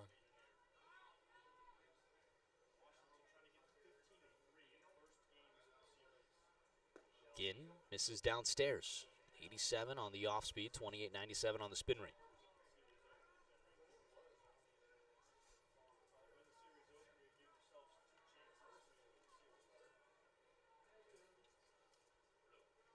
Florence would drop to 26 and 24 with a loss today.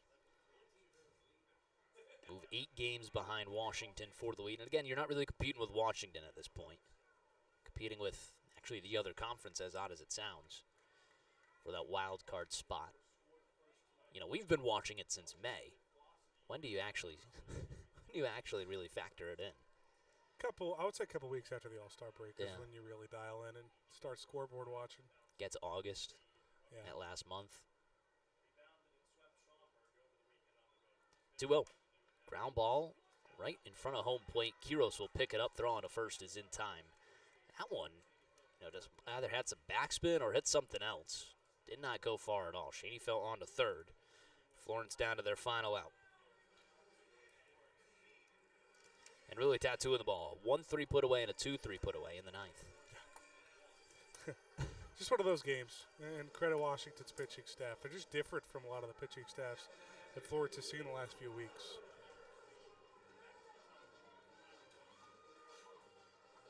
Milo Rushford, the final hope for Florence. 2 out, 4-run comeback. Hey, Argentina came back. This comeback right now in this situation would not be crazier than Argentina's comeback. Rushford skies one out towards left center field. Catch up all the way to the warning track. He makes the grab to end the ball game. Florence drops 6-2 to the Wild Things, falling 3-4 against them on the series. They drop the opener of the 3-game series. Evan Webster, his team high 5th loss of the season. The win will go to Perez, no save on the day. A tough one, Ben. Just one where the offense did not show up. Anytime you only get 2 runs off of one swing of the bat, clearly is the case. The Washington pitching handed it to Florence. And just a few untimely hits on the other side, That home run against Webster after he had him called strike 3, did not get that call. Solo blast from Peak. And then the leadoff homer against Chase Hopewell. Just a couple insurance runs. Obviously, it doesn't matter if Florence isn't able to score anything, but could not keep the ball inside the ballpark, like we said, was the key to the game. We mentioned the difference might be the bottom third of the lineup and not producing for Florence, but at the end of the day, Hank Zeisler, Brendan Bobo, Zade Richardson, that 2-3-4, have had about as bad of a game as you're going to see from those 3. Richardson had the single, Bobo had a single himself, but a lot of strikeouts. Each of those guys had at least 2 strikeouts. And I don't think you're going to win many games if those 3 are really the head of your offense aren't doing much. No, absolutely. That's a good point right there. And, even adding Broussard's K, it's just 1 K from Broussard, but, that puts the 2 through 5 at 8 Ks, and certainly not a spot where you would want them to be to carry your team. We will do it again tomorrow. It's less than 24 hours. Florence gets a quick switch there. 10:35 the start. It's about 12 hours. It is it's an interesting one. Florence back against the wall now. Could they drop another series? They're going to have to try and prevent it with a 10:30 wake-up call. Hopefully a lot of energy drinks going around, and they can get a good night's sleep and hope to do battle again here against Washington. Starting pitcher will be Esteban Rodriguez for Washington. Florence will rival with Nathan Lawson, a battle of some right-handed pitchers bright and early on Splash Day here at Thomas More Stadium. Again, a 10:35 start. So all you guys can, watch a little Florence Yells baseball, listen to a little Florence Yells baseball with your work day.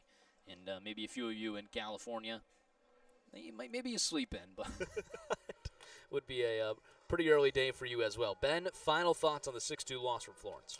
Yeah, again, this is what's going to happen. We start seeing one of the better pitching staffs in the Frontier League. It's something that the offense definitely is not capable of, but a little bit of a wake-up call for Florence. They've had some of their worst offensive performances against this Washington team, and you want to gain a little bit of momentum going into the All-Star break. It's got to start today.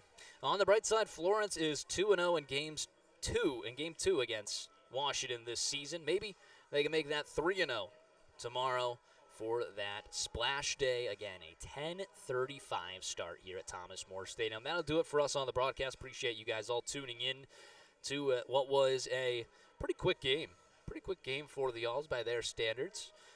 Just, under 3 hours, just under 3 hours. And, we don't get too many games like that. So that'll do it for us here in the Florence Y'all's broadcast booth. Special shout out to everyone tuning in on HTN as well as the Florence Y'all's radio network. Hometown Heroes was a success. Thanks for Serve Pro to sponsoring that game, and 3,275 of the Florence faithful for showing up and looking at those very nice star-spangled jerseys. That's Ben Hauer. I've been Rory Tettemer. And until next time, saying so long, and y'all have a good night. Thank you. Thanks, Ari. Appreciate it.